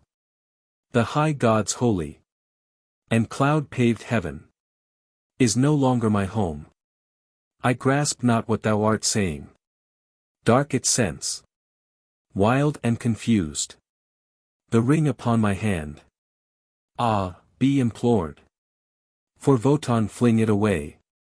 Within thine eyes, so overweary, gleams wavering fire. With thy wan visage, O pale-faced sister, what wouldst thou, wild one, of me? Waltraut, vehemently, the ring upon thy hand. 'Tis that, ah, be implored. For Wotan fling it away. Brünnhilde, the ring away. Waltraut, to the Rhine daughters give it again. Brünnhilde, the Rhine daughters I the ring. Siegfried's love pledge. Hast thou gone crazy? Waltraut, hear me. Hear my despair. On this hangs the world's undoing and woe. Throw it from thee into the water. End the anguish of Walhall. The accursed thing cast in the waves. Brünnhilde, ha! Dost thou know what 'twould mean? How shouldst thou, maid unloving and cold? Much is Walhall's rapture. Much is the fame of the gods. More is my ring. One glance at its shining gold, one flash of its sacred fire, is more precious than bliss of all the gods. Enduring for aye. For Siegfried's dear love shines from it bright and blessed. Love of Siegfried. Ah, could I but utter the rapture. Bound up in the ring. Go back to the holy council of gods. Repeat what I have told thee. Of my ring. That love I will not forswear. Of love they never shall rob me. Sooner shall Walhall's glory perish and pass. Waltraut, this is thy faith, then. To her sorrow, thus coldly thou leavest thy sister. Brünnhilde, up and away, swiftly to horse. I will not part with the ring. Waltraut, woe's me. Woe's me. Woe to thee, sister. Woe to Walhall's gods. She rushes away. A storm cloud immediately rises from the wood, accompanied by thunder. Brünnhilde, as she looks after the brightly lit, retreating thunder cloud, which soon vanishes in the distance. Borne by the wind. In storm and lightning. Haste away, cloud. And may I see thee no more. Twilight has fallen. The light of the fire gradually shines more brightly from below. She gazes quietly out on the landscape. Eventide shadows dim the heavens. And more brightly, the flames that encircle me glow. The firelight approaches from below. Ever-brightening tongues of flame shoot up over the edge of the rock. Why leap so wildly? The billows that blaze round the rock. Up here to the peak surges the fiery flood. Siegfried's horn is heard from the valley. Brünnhilde starts up in delight. Siegfried? Siegfried returned. With his horn greeting he sends. Up. Out to the welcome. Swift to my God's embrace. She hastens joyfully to the edge of the crag. Flames leap up, out of which Siegfried springs forward onto a high rock, whereupon the flames immediately withdraw and again only shine up from below. Brünnhilde recoils in terror, flies to the foreground, and from there, in speechless astonishment, stares at Siegfried, who, wearing the Tarnhelm, which covers the upper half of his face, leaving only his eyes free, appears in Gunther's form. Brünnhilde. Betrayed. Who seeks me here? Siegfried. Remaining on the rock at the back, motionless and leaning on his shield, regards Brünnhilde. In a feigned, harsher, voice. Brünnhilde. A wooer comes. Whom thy fire did not dismay. I want thee for my wife. Consent to follow me. Brünnhilde. Trembling violently. What man has done this deed undaunted, that the boldest only dares? Siegfried. As before. A hero who will tame thy pride by force at need. Brünnhilde. A monster stands upon yonder stone. An eagle has come to rend me in pieces. Who art thou, frightful one? Art thou immortal? Or dost thou hie from Hela's dark host? Siegfried. As before, beginning with a slightly tremulous voice, but continuing with more confidence. A Gibichung am I. And Gunther is his name. Whom thou must follow hence. Brünnhilde. Breaking out in despair. Wotan. Thou cruel, merciless God. Woe. Now I see how thine anger works. To scorn and sorrow I am condemned. Siegfried. Springs down from the stone and approaches. Night falls apace. Within thy cave thou must receive thy husband. Brünnhilde. Stretching out with a threatening gesture the finger on which she wears Siegfried's ring. Stand back. Fear thou this token. While I am shielded by this, thou canst not force me to shame. Siegfried. Wife it shall make thee to Gunther. With this ring thou shalt be wed. Brünnhilde.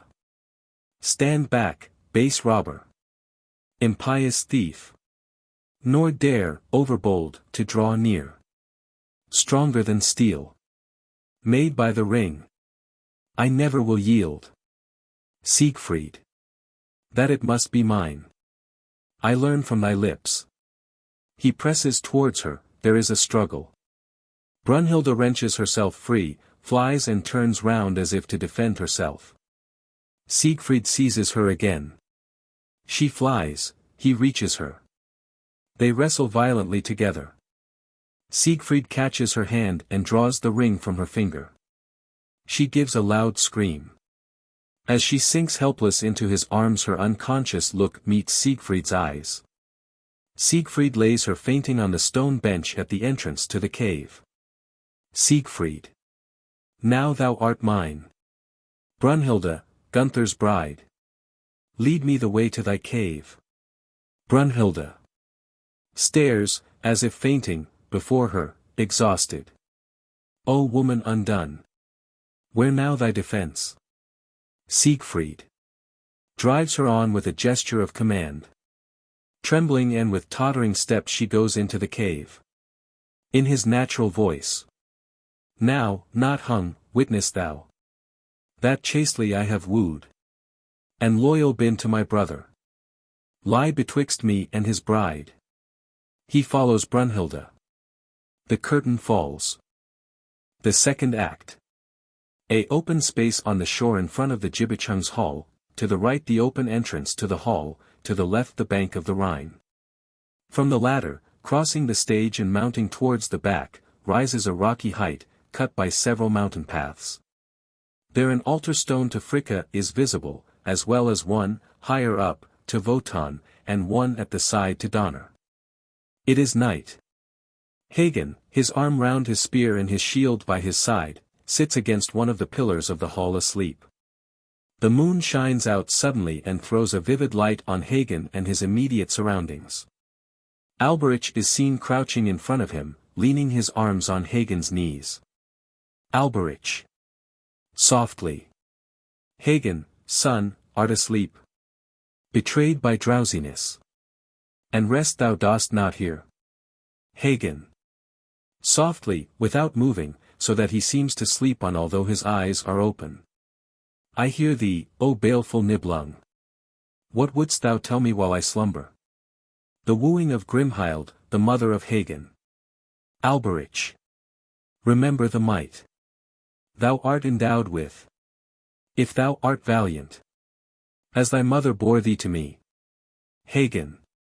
Still as before.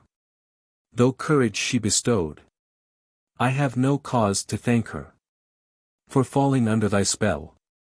Soon old, wan and pale, hating the happy, where is my joy?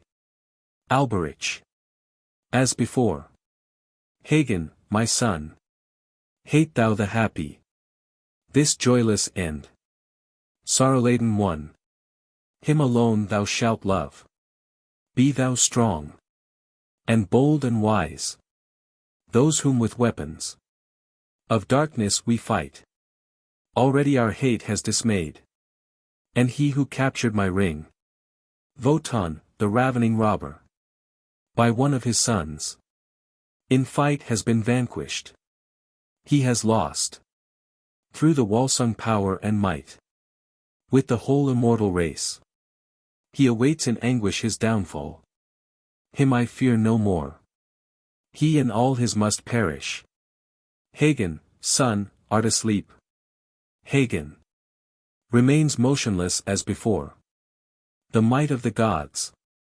Who then shall wield? Alberich. I and thou. The world we shall own. If in thy truth I rightly trust. Sharest thou my hate and wrath? Wotan's spear was splintered by Siegfried, the hero who won as booty the ring. When Fafner, the dragon, he slew. Power supreme he has attained to. Still mysteriously, Walhall and Nibelheim bow to his will. On this hero undaunted, my curse falls in vain. For he knows not the ring's true worth, nor makes use of its wonderful spell. Laughing he burns life away, caring only for love. Nothing can serve us but his undoing. Sleepest, Hagen, my son. Hagen. As before. Already he speeds through me to his doom. Alberich. The golden ring. 'Tis that we must capture. The Walsung by a wise woman is loved. If, urged by her, to the Rhine's fair daughters, who bewitched me once, below in the waves, the stolen ring he restored. Forever lost were the gold, and no guile could win it again. Wherefore with ardor aim for the ring. I gat thee, a stranger to fear, that against heroes thou mightst uphold me. I had not the strength, indeed, to dispatch, like the Walsung, Fafner in fight. But I reared Hagen to deadly hatred, and he shall avenge me, shall win the ring, putting Walsung and Wotan to scorn. Swear to me, Hagen, my son. From this point Alberich is covered by an ever-deepening shadow. At the same time day begins to dawn. Swear to me, Hagen, my son. Hagen. Still as before. The ring shall be mine yet. Quietly wait. Alberich. Swear to me, Hagen, my son. Hagen. To myself swear I. Make thy mind easy. Alberich. Still gradually disappearing, and his voice, as he does so, becoming more and more inaudible. Be true, Hagen, my son. Trusty hero, be true. Be true, true. Alberich has quite disappeared. Hagen, who has never changed position, looks with fixed eyes and without moving towards the Rhine, over which the light of dawn is spreading. The gradually brightening red of dawn is reflected in the Rhine. Siegfried steps out suddenly from behind a bush close to the shore. He appears in his own shape, but has the Tarnhelm on his head still. He takes this off, and, as he comes forward, hangs it on his girdle. Siegfried. Hoyo. Hagen. Weary man. Where is thy welcome? Hagen. Rising in a leisurely fashion. Hey. Siegfried. Swift-footed hero. Whence stormest thou now? Siegfried. From Brünnhilde's rock. 'Twas there that I drew the breath. I called to thee with a quick passage I made. Slower behind me a pair. On board a vessel come. Hagen. Hast thou won Brünnhilde? Siegfried. Wakes Gudrun. Hagen. Calling towards the hall. Hoiho. Gudrun. Haste and come. Siegfried is here. Why dost delay? Siegfried. Turning to the hall. How Brünnhilde yielded. Ye shall both be told. Gudrun comes from the hall to meet him. Siegfried. Give me fair greeting. Jibika's child. I come to thee with joyful news. Gudrun. Freya greet thee. To the honor of all women. Siegfried. To thy lover glad. Be gracious. For wife I have won thee today. Gudrun. Comes then Brünnhilde with my brother? Siegfried. None ever wooed with more ease. Gudrun. Was he not scorched by the fire? Siegfried. It had not burned him, I trow. But I broke through it instead. That I for wife might win thee. Gudrun. And no harm didst thou take. Siegfried. I laughed mid the surge of the flames. Gudrun.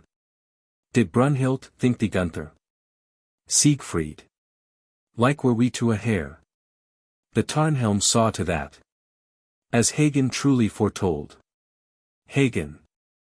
I gave thee counsel good. Gudrun. And so the bold maid was tamed. Siegfried. Her pride Gunther broke. Gudrun.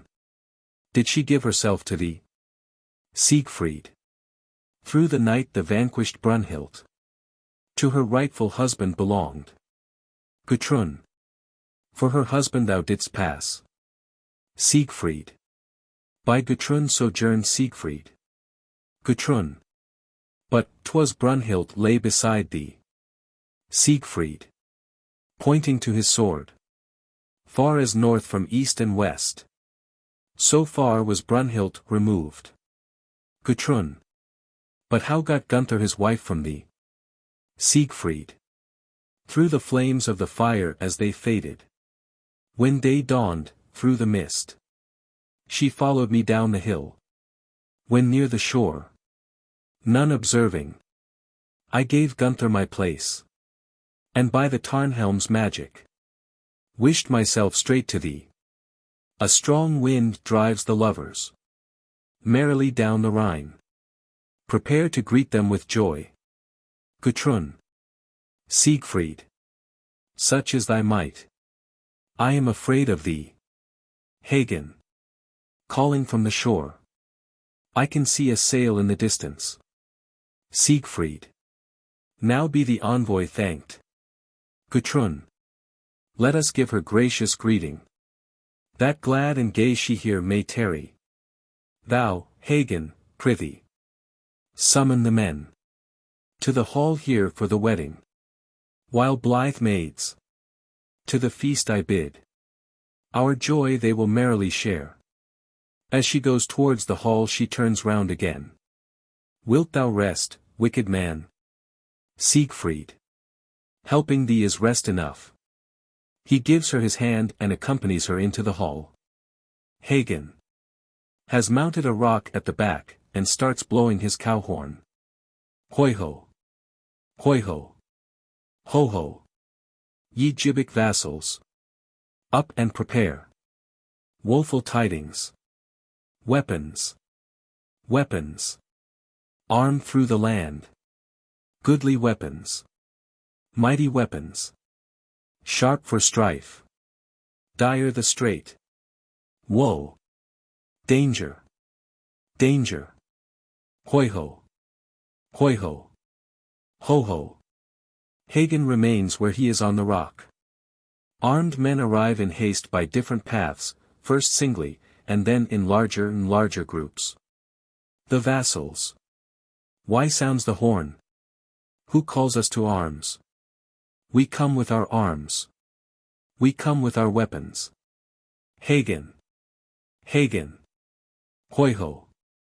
Hoiho. Who hath suffered scathe? Say, what foe is nigh? Who forces war? Is Gunther sore pressed? We come with our weapons. With weapons keen. Hoiho. Ho. Hagen. Hagen. Still from the rock. Come fully armed. Without delay. Welcome Gunther, your lord. A wife Gunther has wooed. The vassals. Is he in straits? Pressed by the foe. Hagen. A woman hard won. With him he brings. The vassals. Her kinsmen and vassals. Follow for vengeance. Hagen. No one follows. But his bride. The vassals. Then the peril is past. And the foe put to flight. Hagen. The dragon slayer. Helped him at need. Siegfried, the hero. Kept him from harm. The vassals. How then can his vassals avail him? And why hast called us here? Hagen. Sturdy oxen. Ye shall slaughter. On Wotan's altar. Their blood be shed. The vassals. And after that, Hagen. Say, what next? Hagen. After that for Fro. A boar ye shall fell. And a full grown and strong. He goat for Donner. But for Fricka. Sheep ye shall slaughter. That she may smile on the marriage. The vassals. With increasing cheerfulness. What shall we do? When the beasts we have slain. Hagen. The drink horn take. That women sweet. With wine and mead. Blithely have filled. The vassals. The drink horn in hand. What task awaits us still? Hagen. Gaily carouse. Until tamed by wine. Drink, that the gods, duly honored. Grace may accord to this marriage. The vassals. Burst into ringing laughter. Good luck and joy. Laugh on the Rhine. If Hagen, the grim one. So merrily jests. To wedding feasts. Hagen invites. His prick the hedge-thorn. Hagen, has lost. Hagen. Who has remained very grave, has come down to the men, and now stands among them. Now cease from laughing. Doughty vassals. Receive Gunther's bride. Yonder come Brünnhilde and he. He points towards the Rhine. Some of the men hurry to the height, others range themselves on the shore to watch the arrival. Hagen goes up to some of the men. Be to your lady. Loyal and true. Suffers she wrong. Swiftly avenge her. He turns slowly aside and moves towards the back. The boat arrives with Gunther and Brünnhilde. Those who have been looking out from the height come down to the shore. Some vassals spring into the water and pull the boat to land. All press closer to the bank. The vassals. Hail! Hail! Hail! Be greeted! Be greeted! Welcome, O Gunther! Hail! Hail! Hail! Gunther steps out of the boat with Brünnhilde. The vassals range themselves respectfully to receive them. Welcome, Gunther! Health to thee and to thy bride! They strike their weapons loudly together. Gunther. Presenting Brünnhilde, who follows him with pale face and lowered eyes, to the men. Brünnhilde, a peerless bride. Here to the Rhine I bring. No man ever won a nobler woman. The gods have shown from of old. Grace to the Gibichung stock. To fame unmatched. Now may it mount. The vassals solemnly clash their weapons. Hail! O hail, happy Gibichung! Gunther leads Brünnhilde, who never raises her eyes, to the hall, from which Siegfried and Gudrun, attended by women, now come forth. Dear hero, greetings glad. I greet thee, fair sister. By him who won thee for wife. I joyfully see thee stand. Two happy pairs. Here radiant are shining. He draws Brünnhilde forward. Brünnhilde and Gunther. Gudrun and Siegfried. Brünnhilde, startled, looks up and sees Siegfried. Her eyes remain fixed on him in amazement. Gunther, who has released her violently trembling hand, shows, as do all present, blank astonishment at her behavior. The vassals and women. What ails her? Has she gone mad? Siegfried. Why looks Brünnhilde, amazed? Goes a few steps towards Brünnhilde, who has begun to tremble. Brünnhilde. Siegfried, here. Gudrun. Scarcely able to control herself. Siegfried. Gunther's gentle sister. Wed to me. As thou to him. Brünnhilde. With fearful vehemence. I. Gunther. 'Tis false. She sways and seems about to fall. Siegfried supports her. Light fades from mine eyes. In Siegfried's arms, looking faintly up at him. Siegfried knows me not. Siegfried. Gunther, see, thy wife is swooning. Gunther comes to them. Wake, Brünnhilde, wake. Here stands thy husband. Brünnhilde. Perceives the ring on Siegfried's outstretched finger, and starts up with terrible vehemence. Ha! The ring! Upon his hand! He! Siegfried! The vassals! What's wrong? Hagen! Coming among the vassals from behind. Now pay good heed. To the woman's tale. Brünnhilde. Mastering her terrible excitement, tries to control herself. On thy hand there. I beheld a ring. 'Twas wrested from me. By this man here. Pointing to Gunther. 'Tis not thine. How camest thou by? The ring thou hast on. Siegfried. Attentively regarding the ring on his finger. 'Twas not from him. I got the ring. Brünnhilde. To Gunther. Thou who didst seize the ring. With which I wedded thee. Declare to him thy right. Make him yield up the pledge. Gunther. In great perplexity. The ring? No ring I gave him. Though thou dost know it well. Brünnhilde. Where hast thou hid the ring? That thou didst capture from me? Gunther, greatly confused, does not answer. Brünnhilde. Breaking out furiously. Ha!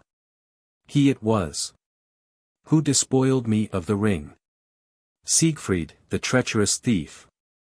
All look expectantly at Siegfried, who seems to be lost in far-off thoughts as he contemplates the ring. Siegfried. No woman gave the ring to me. Nor did I wrest it from a woman's grasp. This ring, I know, was the booty won. When at Nidhol boldly I fought. And the mighty dragon was slain. Hagen. Stepping between them. Brünnhilde, dauntless queen. Knowest thou this ring well? If it was by Gunther won, then it is his. And Siegfried has got it by guile. For his guilt must the traitor pay. Brünnhilde. Shrieking in terrible anguish. Betrayed. Betrayed. Shamefully betrayed.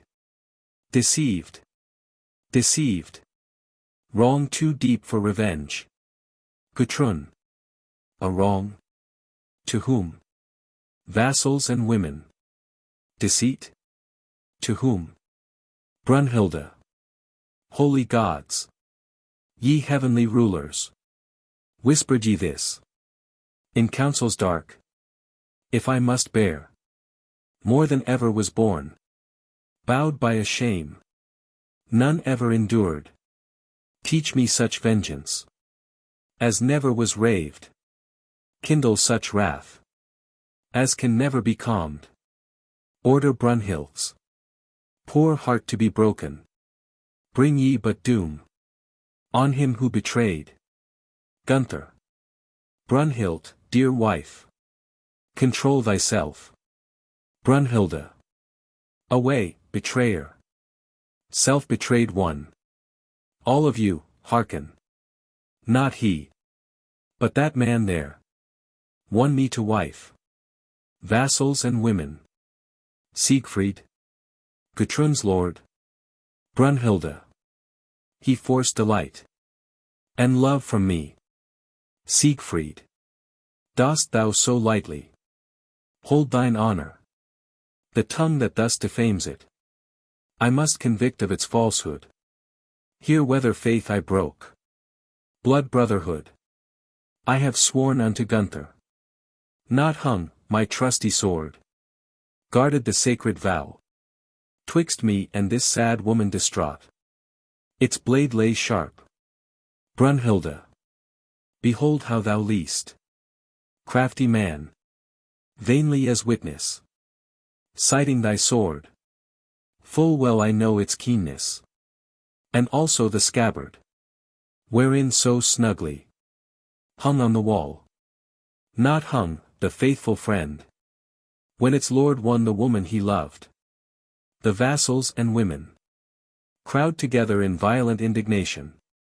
What? Siegfried a traitor? Has he stained Gunther's honor?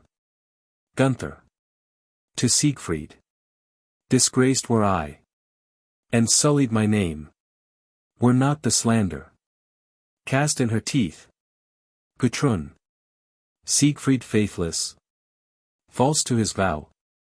Ah, prove thou that worthless is her word.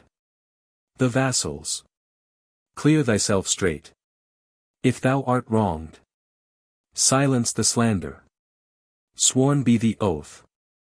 Siegfried, if I must swear the slander to still, which of you offers his sword for the oath? Hagen, swear the oath upon the point of my spear. Bad faith 'twill surely avenge. The vassals form a ring round Siegfried and Hagen. Hagen holds out the spear, Siegfried lays 2 fingers of his right hand upon the point. Siegfried, shining steel, weapon most holy, witness my oath sworn for ever. On this spear's sharp point, I solemnly swear. Spear point, mark thou my words. If weapon must pierce me, thine be the point. When by death I am stricken, strike thou the blow. If what she tells is true, and I broke faith with my friend. Brünnhilde strides furiously into the ring, tears Siegfried's hand from the spear, and grasps the point with her own. Shining steel, weapon most holy, witness my oath sworn for ever. On this spear's sharp point, I solemnly swear.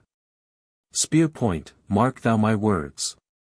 Devoted be thy might to his undoing. Be thy sharpness blessed by me, that it may slay him. For broken his oaths have been all, and false is what he has sworn. The vassals, help, Donner, roar with thy thunder, to silence this terrible shame. Siegfried, Gunther, look to this woman, who falsely slanders thy name. Let her rest awhile, the untamed mountain maid, that the unbridled rage some demon in malice has against us roused, may have the chance to subside. Ye vassals, go ye your ways. Let the womenfolk scold. Like cravens gladly we yield. Comes it to fighting with tongues. He goes up to Gunther. Thou art not so vexed as I, that I beguiled her ill. The Tarnhelm must, I fear, but half have hid my face. Still, women's wrath soon is appeased, that I won her for thee. Thankful thy wife will be yet. He turns again to the vassals. Follow me, men. With mirth to the feast. To the women. Gaily, women. Help at the wedding. Joyfully laugh. Love and delight. In hall and grove. There shall be none. This day more merry than I. Ye whom love has blessed. Like myself light-hearted. Follow and share in my mirth. He throws his arm in the highest spirits round Gudrun and draws her into the hall. The vassals and women follow, carried away by his example. All go off, except Brünnhilde, Gunther, and Hagen. Gunther, in deep shame and dejection, with his face covered, has seated himself on one side. Brünnhilde, standing in the foreground, gazes for some time sorrowfully after Siegfried and Gudrun, then droops her head. Brünnhilde. Lost in thought. What dread demon's might moves here in darkness? By what wizard spell worked was the woe? How weak is my wisdom, faced by this puzzle. And where shall I find the runes for this riddle? Oh, sorrow! Sorrow! Woe's me! Woe's me! I gave all my wisdom to him. With increasing emotion. The maid in his power.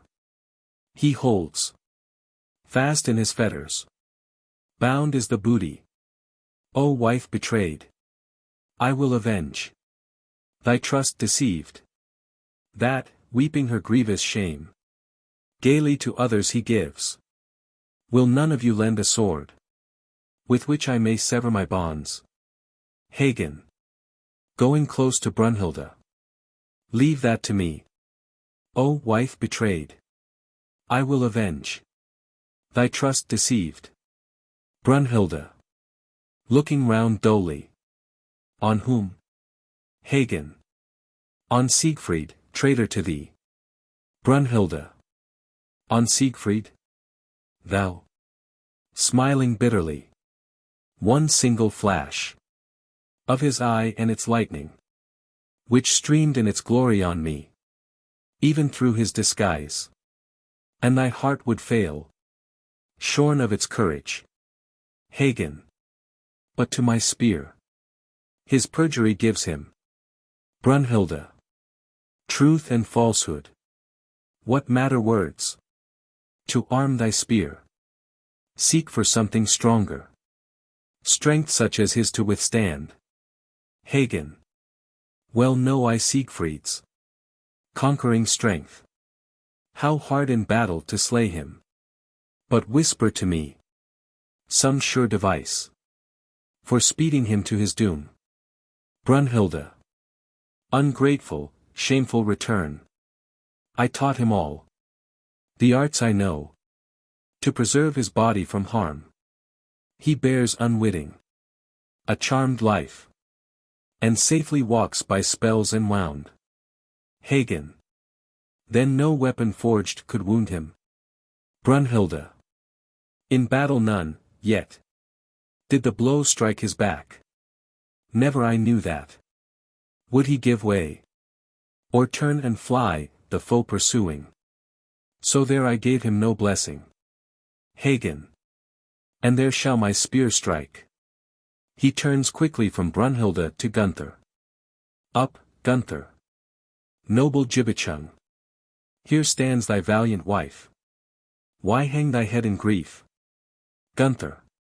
Starting up passionately. O shame! Dishonor! Woe is me! No man has known such sorrow. Hagen. In shame thou least. That is true. Brünnhilde. To Gunther. O craven man! Falsest of friends! Hidden behind the hero wert thou. While one were for thee the prize and the glory. Lo indeed! The race must have sunk, that breeds such cowards as thou. Gunther. Beside himself. Deceived am I and deceiver. Betrayed am I and betrayer. My strength be consumed, and broken my heart. Help, Hagen. Help for my honor. Help, for my mother was thine. Thee too she bore. Hagen. No help from head or hand will suffice. 'Tis Siegfried's death we need. Gunther. Seized with horror. Siegfried's death. Hagen. Unpurged else were thy shame. Gunther. Staring before him. Blood brotherhood. He and I swore. Hagen. Who broke the bond. Pays with his blood. Gunther. Broke he the bond? Hagen. In betraying thee. Gunther. Was I betrayed? Brünnhilde. He betrayed thee. And me ye all are betraying. If I were just, all the blood of the world would not atone for your guilt. But the death of one is all I ask for. Dying, Siegfried atones for himself and you. Hagen. Turning to Gunther and appealing to him secretly. His death would profit thee. Boundless were indeed thy might. If thou couldst capture the ring, which, alive, he never will yield. Gunther. Softly. Brünnhilde's ring. Hagen. The ring the Nibelung wrought. Gunther. Sighing deeply. 'Twould be the end of Siegfried. Hagen. His death would serve us all. Gunther. But Gudrun, to whom he has been given. How could we look in her face? If her husband we had slain. Brünnhilde. Starting up furiously. What wisdom forewarned of? And runes hinted darkly. In helpless despair. Is plain to me now. Passionately. Gudrun is the spell that stole my husband's heart away. Woe be her lot. Hagen. To Gunther. If this grief we must give her. Conceal how Siegfried died. We go tomorrow. Merrily hunting. The hero gallops ahead. We find him slain by a boar. Brünnhilde and Gunther. So shall it be. Perish Siegfried. Purged be the shame he brought on me. Faith sworn by oath. He has broken. Now with his blood. Let him atone. Avenging. All-hearing God. Oath witness. And Lord of vows. Wotan, come at my call. Send thou thine awful heavenly host hither to hear. While I vow revenge. Hagen. Doomed let him die. The hero renowned. Mine is the hoard. And mine I shall hold it. From him the ring shall be wrested. Nibelung father. O fallen prince. Night warder. Nibelung lord. Alberich. Hear thou thy son. Ruling again. O'er the Nibelung host. Bid them obey thee. The ring's dread lord. As Gunther turns impetuously towards the hall with Brünnhilde, they are met by the bridal procession coming out. Boys and girls, waving flower-wreathed staves, leap merrily in front. The vassals are carrying Siegfried on a shield and Gudrun on a seat. On the rising ground at the back men servants and maids are taking implements and beasts for sacrifice, by the various mountain paths, to the altars, which they deck with flowers. Siegfried and the vassals blow wedding calls on their horns. The women invite Brünnhilde to accompany them to Gudrun's side. Brünnhilde stares blankly at Gudrun, who beckons her with a friendly smile. Brünnhilde is about to step back angrily. Hagen comes quickly between them and presses her towards Gunther, who takes her hand again, whereupon he allows himself to be raised on a shield by the men. The procession, scarcely interrupted, moves on quickly again towards the height. The curtain falls. The third act. A wild wooded and rocky valley on the Rhine, which flows past a steep cliff in the background. The three Rhine maidens, Wagner, Welgund, and Flosshild, rise to the surface and swim and circle as if dancing. The three Rhine maidens. Swimming slower. The sun sends hither rays of glory. In the depths is darkness. Once there was light. When clear and fair. Our father's gold shone on the billows. Rhine gold. Gleaming gold. How bright was once thy radiance. Lovely star of the waters. They sing and again start swimming and circling about. They pause and then merrily splash the waters. O sun! The hero quickly send us. Who again our gold shall give us? If it were ours, we should no longer envy thine eye for its splendor. Rhine gold. Gleaming gold. How glad was thy radiance. Glorious star of the waters. A horn is heard. Wagner. Hark! That is his horn. Well gunned. The hero comes. Flosshiled. Let us take counsel. They all dive down quickly. Siegfried appears on the cliff fully armed. Some elf has led me astray, and lured my feet from the path. Hey, rogue! Behind what hill hast suddenly hidden my game? The three Rhine maidens. Siegfried. Rise to the surface again and swim and circle as in a dance. Flosshiled. What art thou scolding about? Well gunned. With what elf art thou so wroth? Wagner. Hast thou been tricked by some sprite? All three. Tell us, Siegfried, let us hear. Siegfried. Regarding them with a smile. Have ye, then, hither charmed the shaggy-hided fellow, whom I have lost? Frolicsome maids. Ye are welcome to him, if he is your love. The maidens laugh. Wagner. What would our guerdon be, Siegfried, if we restored him? Siegfried. I have caught nothing yet. So ask of me what you will. Well gunned. A golden ring gleams on thy finger. The three Rhine maidens. Wilt grant it? Siegfried. From a dragon grim. I won the ring in fight. And think ye for a worthless bearskin I would exchange the gold? Wagner. Art thou so mean? Well gunned. In bargains so hard? Flosshiled. Free-handed. Thou with women shouldst be. Siegfried. On you did I waste my goods. My wife would have cause to scold. Flosshiled. Is she a shrew? Well gunned. And beats thee sore? Wagner. Has the hero felt her hand? They laugh immoderately. Siegfried. Though gaily ye may laugh, in grief ye shall be left. For, mocking maids, this ring ye ask shall never be yours. The Rhine maidens have again joined hands for dancing. Flosshiled. So fair. Well gunned. So strong. Wagner. So worthy love. The three.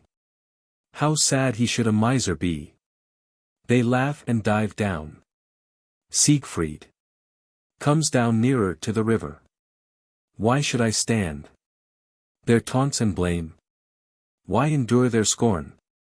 Did they return to the bank again, the ring gladly I'd give them, calling loudly, hey, hey, ye merry water maidens, come back, the ring shall be yours. He holds up the ring, which he has taken from his finger. The three Rhine maidens rise to the surface again. They appear grave and solemn. Though gaily ye may laugh, in grief ye shall be left. For, mocking maids, this ring ye ask shall never be yours.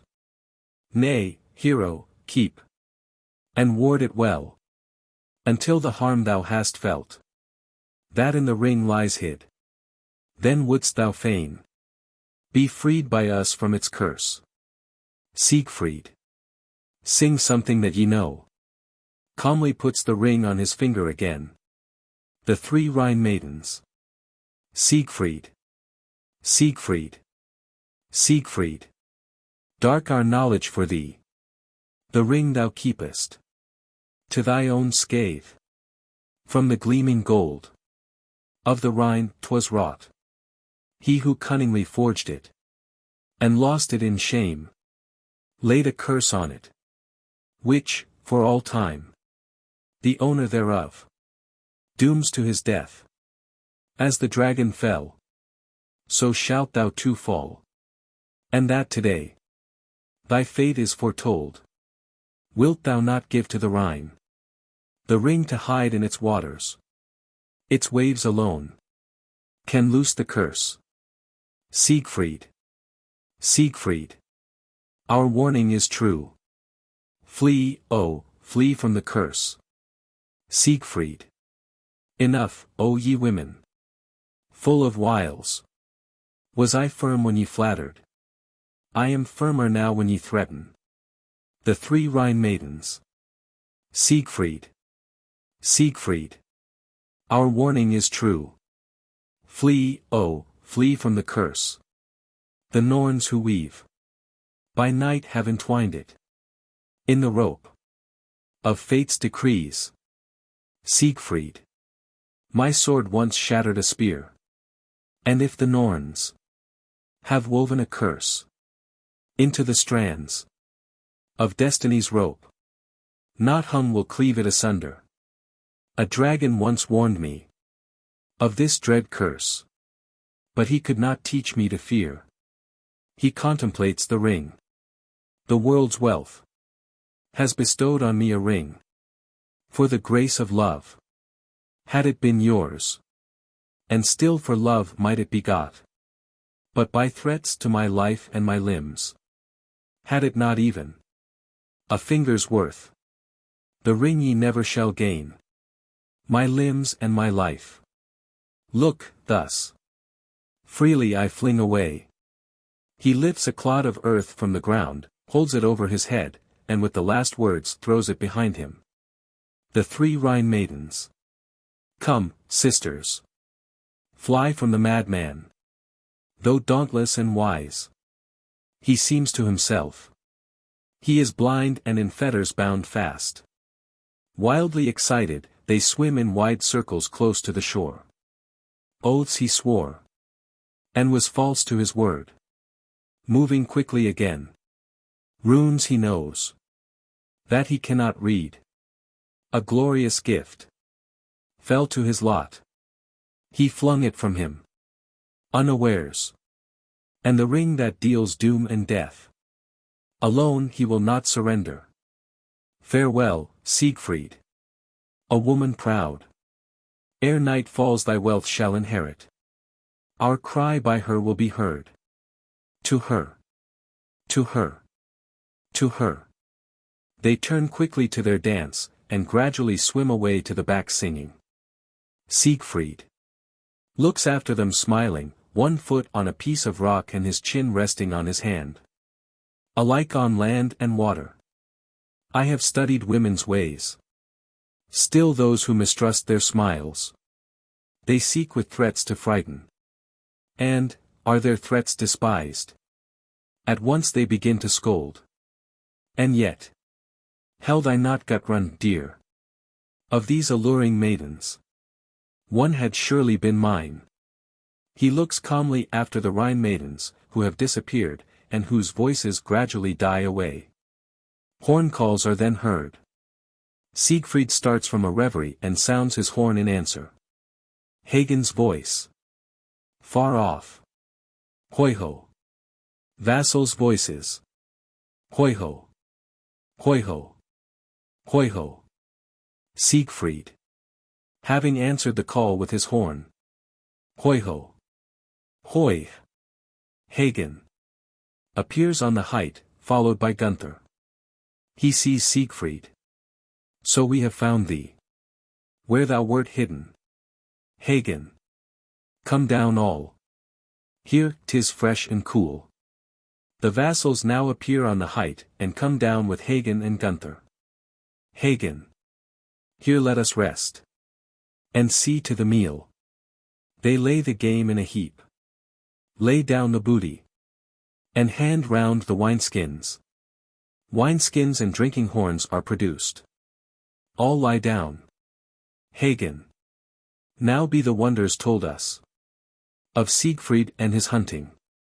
That chased the game from us. Siegfried. No meal at all is mine. I beg of you. To share with me your spoil. Hagen. No luck at all. Siegfried. I sought for forest game.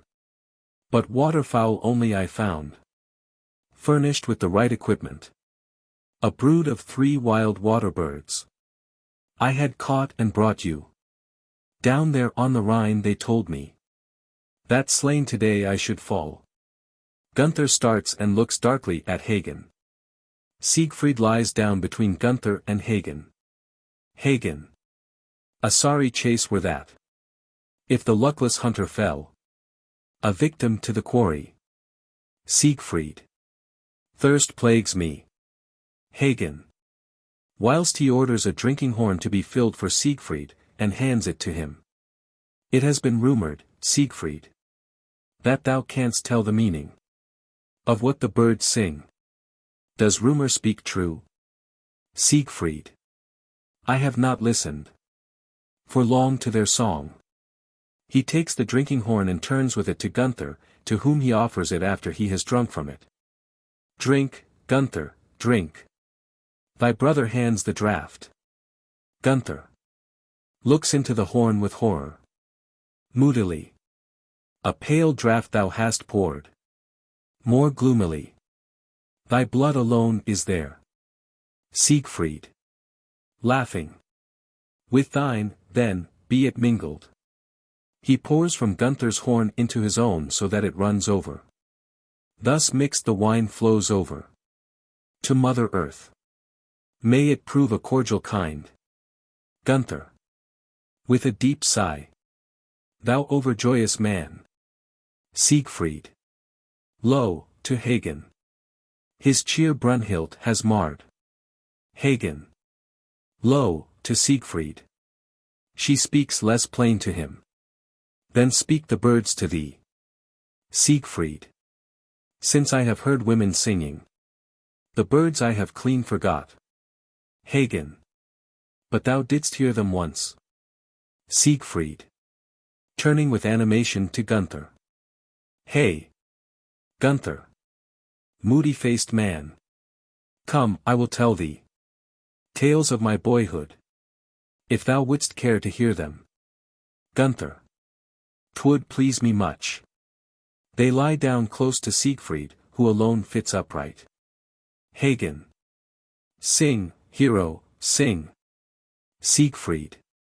Mime was a surly old dwarf, who because of greed reared me with care, that when the child grew sturdy and bold, he might slay a dragon grim, that guarded treasure in the wood. He taught me to forge, and the art of fusing, but what the craftsman could not achieve, the scholar did, by skill and by daring. Out of the splinters of a weapon, fashioned featly a sword. My father's blade, forged was afresh, strong and true. Nothung was tempered, deemed by the dwarf fit for the fight. The wood then we sought, and there the dragon Fafner I slew. Listen and heed well to my tale. I have marvels to tell you. From the dragon's blood my fingers were burning, and these I raised to my lips, and barely touched was the blood by my tongue, when what a bird was saying above me I could hear. On a bough it sat there and sang. Hey! Siegfried now owns all the Nibelung hoard. Oh! Could he the hoard in the cave but find Tarnhelm, if he could but win it, would help him to deeds of renown. And could he discover the ring, it would make him the lord of the world. Hagen. Didst thou take the Tarnhelm and ring? A vassal. Was that the end of the singing? Siegfried. Having taken Tarnhelm and ring, once more I listened, and heard the sweet warbler. He sat above me and sang. Hey! Siegfried now owns both the helm and the ring. Oh, I let him not listen to Mime, the false. For Mime, too, covets the treasure, and cunningly watches and spies. He is bent on murdering Siegfried. Be Siegfried wary of Mime. Hagen. 'Twas well that he warned the vassals. Got Mime due payment? Siegfried. A deadly brewed draught he brought me to drink. But, fear-stricken, his tongue stammered truly. Not hung stretched him out dead. Hagen. With a strident laugh. The steel that he forged not, Mime soon tasted. He has another drinking horn filled, and drops the juice of a herb into it. The vassals. What further did the bird tell thee? Hagen. From my horn. Drink, hero, first. A magical draught is this. It will mind thee of things long forgotten, and bring old days to remembrance. He offers the horn to Siegfried, who looks into it thoughtfully and then drinks slowly. Siegfried. In sorrow I listened. Grieving looked up. He sat there still and sang. Hey! Siegfried has slain the deceitful dwarf. I know for him now a glorious bride. She sleeps where rugged rocks soar. Ringed is her chamber by fire. Who battles the flames wakens the bride. Brünnhilde wins as reward. Hagen. The wood-bird's counsel. Didst thou follow? Siegfried. Straight without pause. I rose and I ran. Gunther listens with increasing astonishment. Till I came to the fire-ringed rock. I passed through the flames. And for prize I found. More and more ecstatic. Sleeping, and clad in bright mail. A woman lovely and dear. The hard helmet I loosened with care, and waked the maid with my kiss.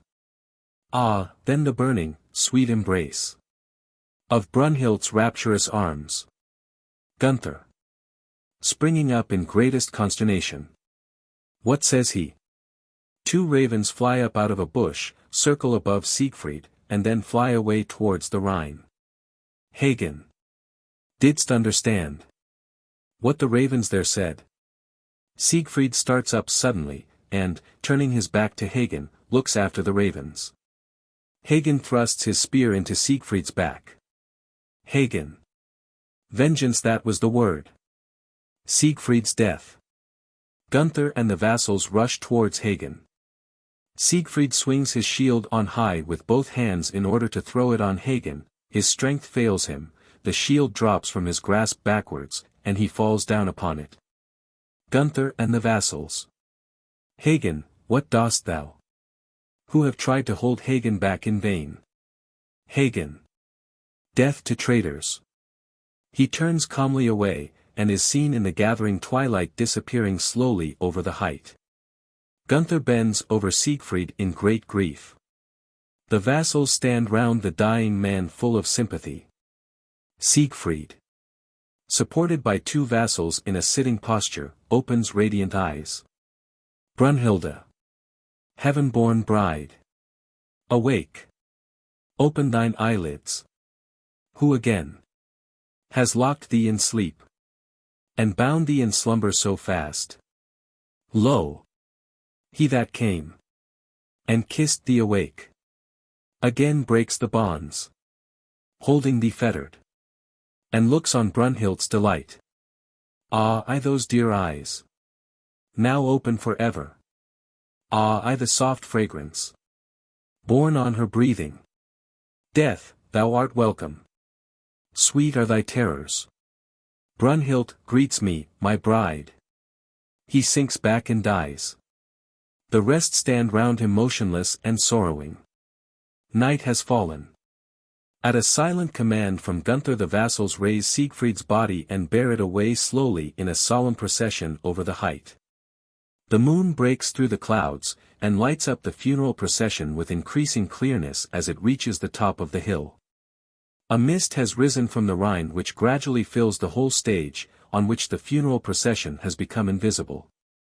After a musical interlude the mist divides again, until at length the hall of the Gibichungs, as in Act 1, appears with increasing distinctness. It is night. The moonlight is mirrored in the Rhine. Gudrun comes out of her chamber into the hall. Gudrun. Was that his horn? She listens. No, he has not returned. Troubled was my sleep by evil dreams. Then wildly neighed his horse. Brünnhilde laughed. And I woke up afraid. What woman was it I saw go down to the shore? I fear this Brünnhilde. Is she within? She listens at the door at the right and calls. Brünnhilde. Brünnhilde. Art awake? She opens the door timidly and looks into the inner room. No one is there. So it was she I saw go downwards to the Rhine. A distant horn sounds. Was that his horn? No. All silent. She looks out anxiously. Would but Siegfried return. Hagen's voice is heard outside coming nearer. When Gudrun hears it she stands for a time transfixed with terror. Hoi-ho! Hoi-ho! Awake! Awake! Lights! Ho! Lights here! Burning torches! Home bring we! Spoils of the chase! Hoi-ho! Hoi-ho! Increasing light from the torches is seen without. Hagen enters the hall. Up! Gudrun! Give Siegfried greeting. For home to thee. Thy hero comes. Gudrun. In great fear. What is wrong, Hagen? I heard not his horn. Men and women with lights and firebrands accompany, in great confusion, the procession returning with Siegfried's body. Hagen. The hero pale. Will blow it no more. No more will he ride. To battle or chase. Or gaily go wooing fair women. Gudrun. With growing terror.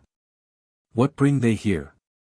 The procession reaches the middle of the hall, and the vassals set down the body on a hastily improvised platform. Hagen. 'Tis a wild boar's spoil they bring thee. Siegfried, thy husband slain. Gudrun shrieks and falls upon the corpse, general emotion and mourning. Gunther bends over the fainting Gudrun. Gudrun, gentle sister. Open thine eyelids. Look up and speak. Gudrun. Recovering consciousness. Siegfried, they have slain Siegfried. She pushes Gunther back violently. Hence. False-hearted brother. Thou slayer of my husband. Oh, who will help me? Woe's me. Woe's me. These men have murdered my Siegfried. Gunther. Cast not the blame on me.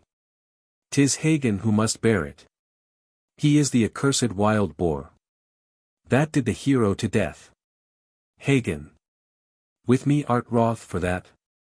Gunther. Woe and grief. For I be thy portion. Hagen. Stepping forward with terrible defiance. Yes, then, 'tis true that I slew him. I Hagen. Did him to death. By my spear he falsely swore. So by my spear he fell. I have the sacred right. Now to demand my booty. And what I claim is this ring.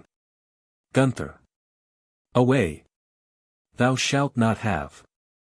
What forfeit falls to me? Hagen. Ye vassals, judge of my right. Gunther. Thou wouldst seize Gutrun's dower. Insolent Nibelung's son. Hagen. Draws his sword. 'Tis thus. The Nibelung's son demands his own. He rushes on Gunther, who defends himself, they fight. The vassals throw themselves between. Gunther falls slain by a stroke from Hagen. Hagen. Mine the ring. He makes a grasp at Siegfried's hand, which raises itself in menace. All stand transfixed with horror. Brünnhilde advances firmly and solemnly from the background to the front. Still at the back. Silence. Your sorrow. Clamor less loud. Now for vengeance his wife comes. The woman all have betrayed. As she comes quietly forward. I have heard you whining. As whine children. When milk is spilt by their mother. But lamentation. Meet for a hero unmatched. I have not heard. Gutrun. Raising herself suddenly from the floor. Brünnhilde, spite envenomed. Thou art the cause of our woe. For, urged by thee, the men have slain him. Cursed hour that brought thee here. Brünnhilde. Peace, hapless wretch. Thou never wert wife of his. His leman wert thou. Only that. But I am his lawful bride. To me was the binding oath sworn. Before thy face he beheld. Gutrun. Breaking out in sudden despair. Accursed Hagen. Why didst thou give the poison? That stole her husband away. O sorrow! Mine eyes are opened. Brünnhilde was the true love. Whom through the draught he forgot. She turns from Siegfried in shame and fear, and, dying, bends over Gunther's body, remaining motionless in this position until the end. Hagen stands defiantly leaning on his spear and shield, sunk in gloomy thought, on the opposite side. Brünnhilde stands alone in the middle. After long and absorbed contemplation of Siegfried she turns with solemn exaltation to the men and women. Let great logs be borne to the shore. And high by the Rhine be heaped. Fierce and far. Let the flames mount. That consume to ashes him who was first among men. His horse lead to me here. That with me his lord he may follow. For my body longs to have part in his glory. And share his honor in death. Obey Brünnhilde's behest. The young men, during the following, raise a great pyre of logs before the hall, near the bank of the Rhine. Women decorate this with rugs, on which they strew plants and flowers. Brünnhilde. Absorbed anew in contemplation of Siegfried's dead face. Her expression brightens and softens as she proceeds. Sheer golden sunshine streams from his face. None was so pure as he who betrayed. To wife forsworn. To friend too faithful. From his own true love. His only beloved. Barred he lay by his sword. Never did man swear oaths more honest. No one was ever truer to treaties. Never was love purer than Siegfried's. Yet oaths the most sacred. Bonds the most binding. And true love were never so grossly betrayed. Know ye why that was? Looking upward. Ye gods who guard all vows that are uttered. Look down on me. In my terrible grief. Your guilt never ending behold. Hear my voice accusing. Mighty God. Through his most valiant deed. Deed by thee so desired. Thou didst condemn him to the doom that else upon thee had fallen. He, truest of all, must betray me. That wise a woman might grow. Know I all thou wouldst learn. All things. All things. All I know now. All stands plainly revealed. Round me I hear thy ravens flapping. By them I send thee back. The tidings awaited in fear. Rest in peace now, O God. She signs to the vassals to bear Siegfried's body onto the pyre, at the same time she draws the ring of Siegfried's finger, and regards it musingly. I claim as mine what he has left me. O gold accursed! Terrible ring! I now grasp thee, and give thee away. O sisters wise! Ye have my thanks. For your counsel good, ye who dwell in the waters deep of the Rhine. What ye desire, I gladly give. From out my ashes, take ye your treasure. The fire by which I am burnt cleanses the ring of its curse. Down in the waves, wash it away, and guard ever pure the shining gold that stolen was to your grief. She has put the ring on her finger, and now turns to the pile of logs on which Siegfried's body lies stretched. Taking a great firebrand from one of the men, she waves it and points to the background. Fly home, ye ravens. Tell your lord the tidings that ye have heard by the Rhine. But fly, as ye go, by Brünnhilde's rock. Still Loge flames there. Bid him follow to Walhall. For the gods are drawing near to their doom. Thus thrown be the brand on Walhall's glittering halls. Brünnhilde on grain leaps on to the funeral pyre of Siegfried. She hurls the brand on to the pile of wood, which quickly breaks into flame. Two ravens fly up from the rock by the shore and vanish in the background. Brünnhilde perceives her horse, which has just been led in by two men. Grain, my horse, be greeted fair. She springs towards him, and, catching hold of him, removes his bridle and bends towards him affectionately. Knowest thou, my friend, to whom we are going? Thy lord lies radiant there in the fire. Siegfried, my hero blessed. Thou neighest with joy to think thou shalt join him. Laughing, the flames allure thee to follow. Feel thou my bosom. Feel how it burns. Flames of fire have laid hold on my heart. Ah, to embrace him. By him be embraced. United forever. In love without end.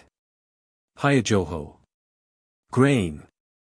Give thy lord greeting. She has swung herself on to the horse, and urges it forward. Siegfried. Siegfried. See. Brünnhilde greets thee, thy bride. The Rhine maidens obtain possession of the ring and bear it off in triumph. She urges her horse with one leap into the burning pile of logs. The flames immediately blaze up, so that they fill the whole space in front of the hall and seem to catch hold of the building itself. The terrified men and women press as far to the front as possible. When the whole stage appears to be filled with fire, the glow gradually fades, so that there is soon nothing left but a cloud of smoke, which drifts towards the back and hangs there as a dark bank of cloud. At the same time the Rhine overflows and the flood rolls up over the fire. The three Rhine maidens swim forward on the waves, and now appear over the spot where the fire was. Hagen, who since the incident of the ring has been watching Brünnhilde's behavior with growing anxiety, is much alarmed by the sight of the Rhine maidens. He throws away his spear, shield, and helmet, and dashes into the flood as if mad, crying out, back from the ring. Woglined and Welgund fling their arms round his neck and, swimming away, draw him down with them into the depths. Floshild, swimming ahead of the others towards the back, joyously holds up the recovered ring. Through the bank of cloud on the horizon a red glow of increasing brightness breaks forth, and, illumined by this light, the Rhine maidens are seen merrily circling about and playing with the ring on the calmer waters of the Rhine, which has gradually retired to its natural bed. From the ruins of the fallen hall the men and women watch in great agitation the growing gleam of fire in the heavens. When this is at its brightest the hall of Walhall is seen, in which the gods and heroes sit assembled, as described by Waltraut in the first act. Bright flames seem to seize on the hall of the gods. When the gods are completely hidden by the flames, the curtain falls.